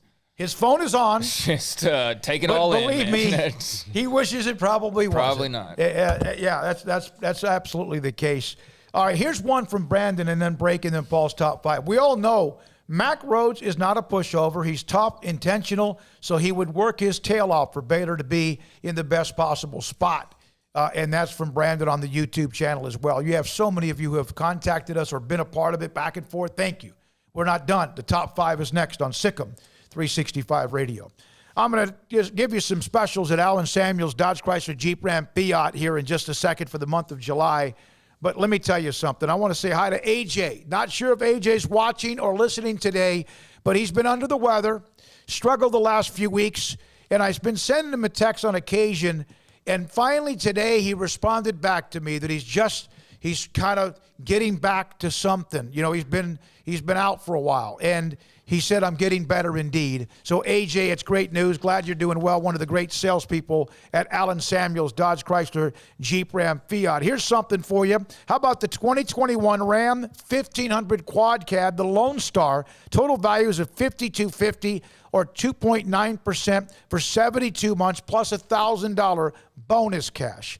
1500 Crew Cab, the top safety rating, ranked number 1 in full-size pickups. Allen Samuels, of course, at Loop 340 east of 84 in Waco. And Ram Trucks back-to-back Motor Trend Truck of the Year. So it's great news on AJ and great discounts and much more when it comes to Ram Trucks, Jeep, and the brand as well of what they have available to you. Allen Samuels, Loop 340 east of 84 in Waco. With so many companies and policies out there, it gets so confusing shopping for insurance, and I never know if I'm getting the policy that's right for me. Luckily, I met the team at the Niche Group Insurance Agency. With the Niche Group, you can go to one company and get access to coverage options from many insurance carriers, and you get to speak to a real person about your specific coverage needs. With the Niche Group, I know I'm getting the right coverage at the right price. If you need insurance, talk to the experts at the Niche Group at 1-800-258-8302. Stepping into a new pair of boots is great, but stepping into the boots of a U.S. Army officer can also add confidence and leadership skills to your son or daughter's career path. There are more than 150 occupational specialties to help them find the best fit for their future. See all the things your son or daughter can achieve in our boots at GoArmy.com. U.S. Army Waco Recruiting Company, 254-598-8131 or 254-776-1543. How did Edward Jones become one of the biggest financial service companies in the world? By not acting that way. Financial strategies, one-on-one advice, it's a big difference. And that's why Brad Wilson, your Edward Jones financial advisor, makes sense of investing. Experience the difference for yourself. Brad Wilson, 250 Sharon Drive in Woodway, 254-776-4337. Edward Jones, member SIPC. Rediscover the thrill of driving with power and exceptional handling and control in a new 2021 Cadillac from Richard Car Cadillac. Whether you drive the dynamic 2021 CT4 or CT5 sedan or the sporty and spacious XT4, XT5, or XT6 lineup of SUVs, starting at only $32,900, the Cadillac of your dreams is waiting now to make your 2021 an exceptional year at an affordable price. Test drive from the expansive selection at Richard Car Cadillac or let us bring a test drive to you. Go to richardcarcadillac.com to schedule a test drive today. Boozers is the wedding ring store and more. If you're ready to get engaged or already married and want to upgrade your wife's ring for a special anniversary, Boozers is the place to go. With the largest selection of premier quality diamond engagement rings and wedding rings in Central Texas. They have 7 cases with over 300 styles of rings from top designers like Natalie Kay. Choose from yellow, white, or rose gold, plus beautiful top quality loose diamonds. With an in-house jewelry, they can also custom make anything you want. Bring in a picture or drawing and let Boozers create your one-of-a-kind pendant or ring. They can even use some of your old gold and diamond jewelry to create something new. At Boozers, you'll find a great selection of quality timepieces, and Boozers is the place for expert watch maintenance and repairs too. They specialize in expert Rolex watch repair for fine jewelry, watches, custom work, and more. Go to Boozers on Valley Mills and Lake Air Drive in Waco. Boozers, the wedding ring store and more. Riverbend Liquor and Wine has their easy-to-access drive-thru open and convenient and clean in-store location on the corner of Lakeshore Drive and North 19th Street in Waco. Riverbend Liquor has the best and most extensive variety of craft beer selections in Waco, and Balcones whiskey, including single malt, pot still, baby blue, rye, brimstone, and the all-new lineage in stock. Riverbend Liquor and Wine, family-owned and operated, and a hidden gem in Waco on Lakeshore Drive and 19th Street. And find out more on Facebook and Instagram. Three Nations Brewing Company has 16 different beers on draft with a new beer every Friday. It also offers 2 air-conditioned tap rooms, a large indoor beer hall, a second-floor mezzanine offering a great overview of the brewing company and equipment and patio where you can relax under the shade. Plus, you can now experience the new Three Nations Beer Garden Grill on our shaded patio with socially distanced seating for your enjoyment. Grab a cold beer and enjoy a bite from our freshly prepared and delicious menu. Street tacos, quesadillas, freshly cooked burgers, and dog salads, and veggie burgers too. State Fair tornado fries, nachos, and so much more, all prepared and cooked on site. So come visit the award-winning Three Nations Brewing Company on East Vandergrift off I-35 in Carrollton.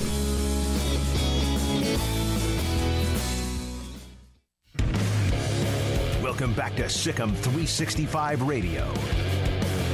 Are you a SicEm365 superfan? Then try out our premium subscriptions at SicEm365.com. This is Paul Catalina's Top 5 at 5:55. Brought to you by Slapsticks Comedy Club. Karaoke tonight at Slapsticks. So stop on by and sing some karaoke if you're into such things, and get tickets for this weekend show at slapstickscomedy.com. Top 5 Cowboys things they don't know as camp begins. These are things they don't know, Cowboys camp questions. Number 5, I know, guys, this seems like a mundane thing, but I will make my point on this. Who's their punter? They've had the same punter for a long time. Now they're down to, they have punters right now. Hunter Nicewinder played last year and did very well, but they also brought in Brian Anger. So who's the punter? It seems like a mundane thing, but when you had somebody like Chris Jones, like they had for so long, that was so athletic, and they ran fakes with him, and they did a lot of different things with Chris Jones, and was one of the better athletes on the team. I know that sounds weird, but Chris Jones was one heck of an athlete, and now they have to change the punter. Sometimes that consistency may not be there, and that's field position. Yeah, Jones was, how long was he there? 6-7 years. It seemed like he was there a long, long time. Then all of a sudden, it's not a rotating door, but he got hurt. And then when you have, the one thing is, you have someone you can rely on for a especially amount of, Jimmy Johnson went through place kickers all the time because they didn't want to pay him more than what they, but that's the one position. You don't know who the punter is until all of a sudden you're averaging 39 net or whatever it might be. And I don't even know what that number is compared to everybody else in the league. And look, they have a different long snapper this year, You don't too. know who the long snap, LP Ladocera he was unbelievable for it seemed like 2 decades, and you don't know who that is until whoop, right over the head. Mm-hmm. Same thing with the field goal kicker until they miss. Yeah. Although Zerline is really good, and he was good last year for them. I think he's gotten that kind of sewn up. I could be wrong. He's making more money now. Can we have Dak pull at Danny White and just punter too? Yeah. Boy, Danny White was a great punter too. Yeah. He really was. Number 4, if their backup offensive lineman can step in and play? I think I sent Jack the wrong graphic here on Neville Gallimore. That might be my fault. But can their backup offensive line? Look, they've got Ty Neshke on board. Brandon Knight and Terrence Steele played a lot last year. They drafted Jacob Ball. I think they like what they have with Connor McGovern as a backup. But again, what do they really have there? And if Tyron Smith, Zach Martin, or Lyle Collins all go down, which they all did last year, what happens? Because that's what derailed their season as much last year as their terrible defense. Man, I tell you what, their offensive line last year. Remember the one year I told you this? Washington lost everybody up the front, tackle to tackle. And I don't care who you are or even how good your backups are. You lose all of them, it doesn't matter, especially when you don't play most of the year without Tyron Smith and Lyle Collins. Yeah. But when Zach Martin then started to miss some time, they're nuked. Yeah. Number 3, can they stop the run? And this Tristan Hill is a big part of this. Neville Gallimore, who you saw in that last. What was his injury last year? ACL? He tore his ACL. Yeah.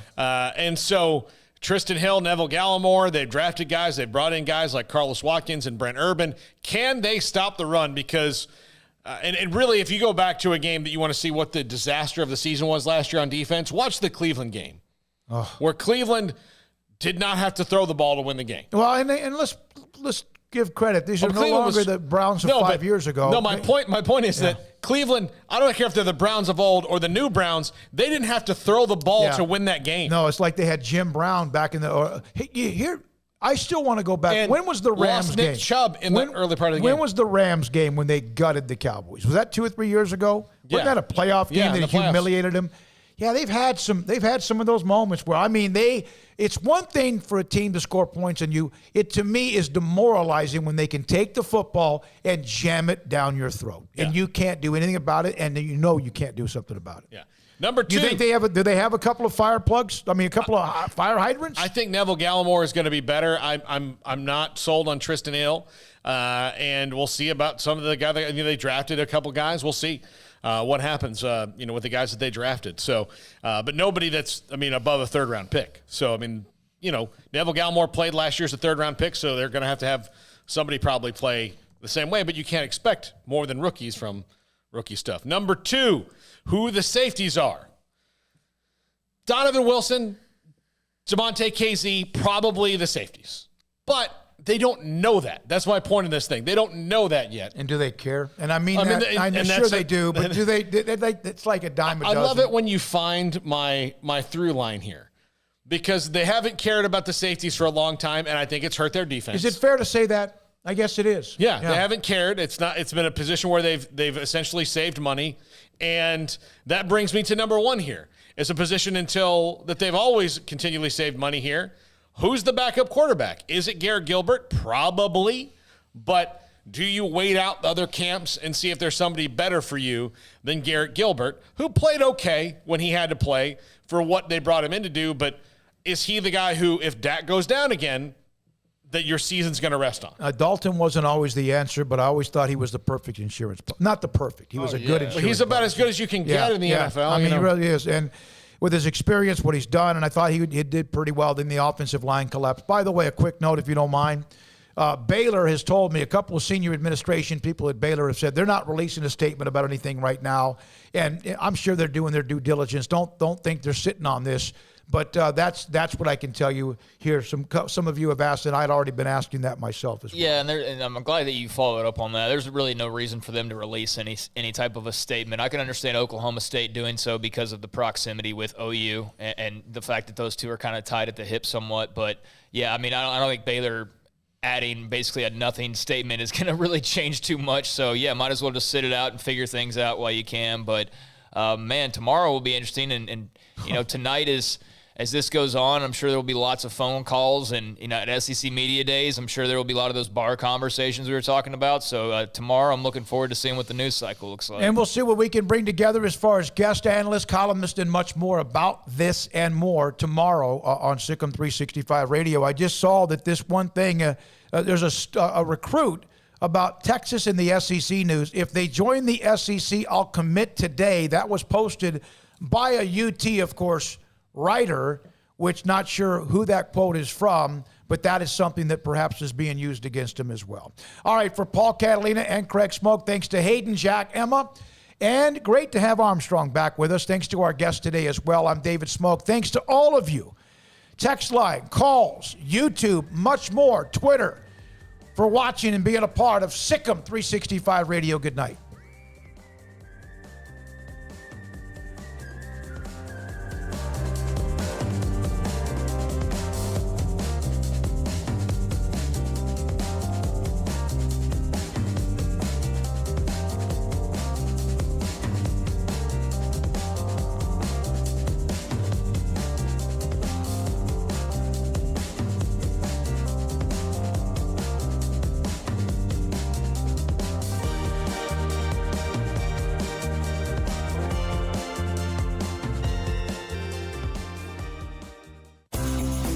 Ideal MRI is a small family business right here in Central Texas. We're open to support you while lowering the cost of healthcare bills. When you need an MRI, ask your doctor for an Ideal MRI. Visit us at idealmri.com or call us at 833-IDEAL-MRI. Stepping into the boots of a U.S. Army officer can add confidence and leadership skills to your son or daughter's career path. See all the things they can achieve in our boots at GoArmy.com. U.S. Army Waco Recruiting Company, 254-598-8131 or 254-776-1543. Texas Farm Bureau Insurance has been proudly serving Texans across the state for over 60 years. Call 254-772-8090 to find an agent who will provide a free review of your auto, home, and life coverage.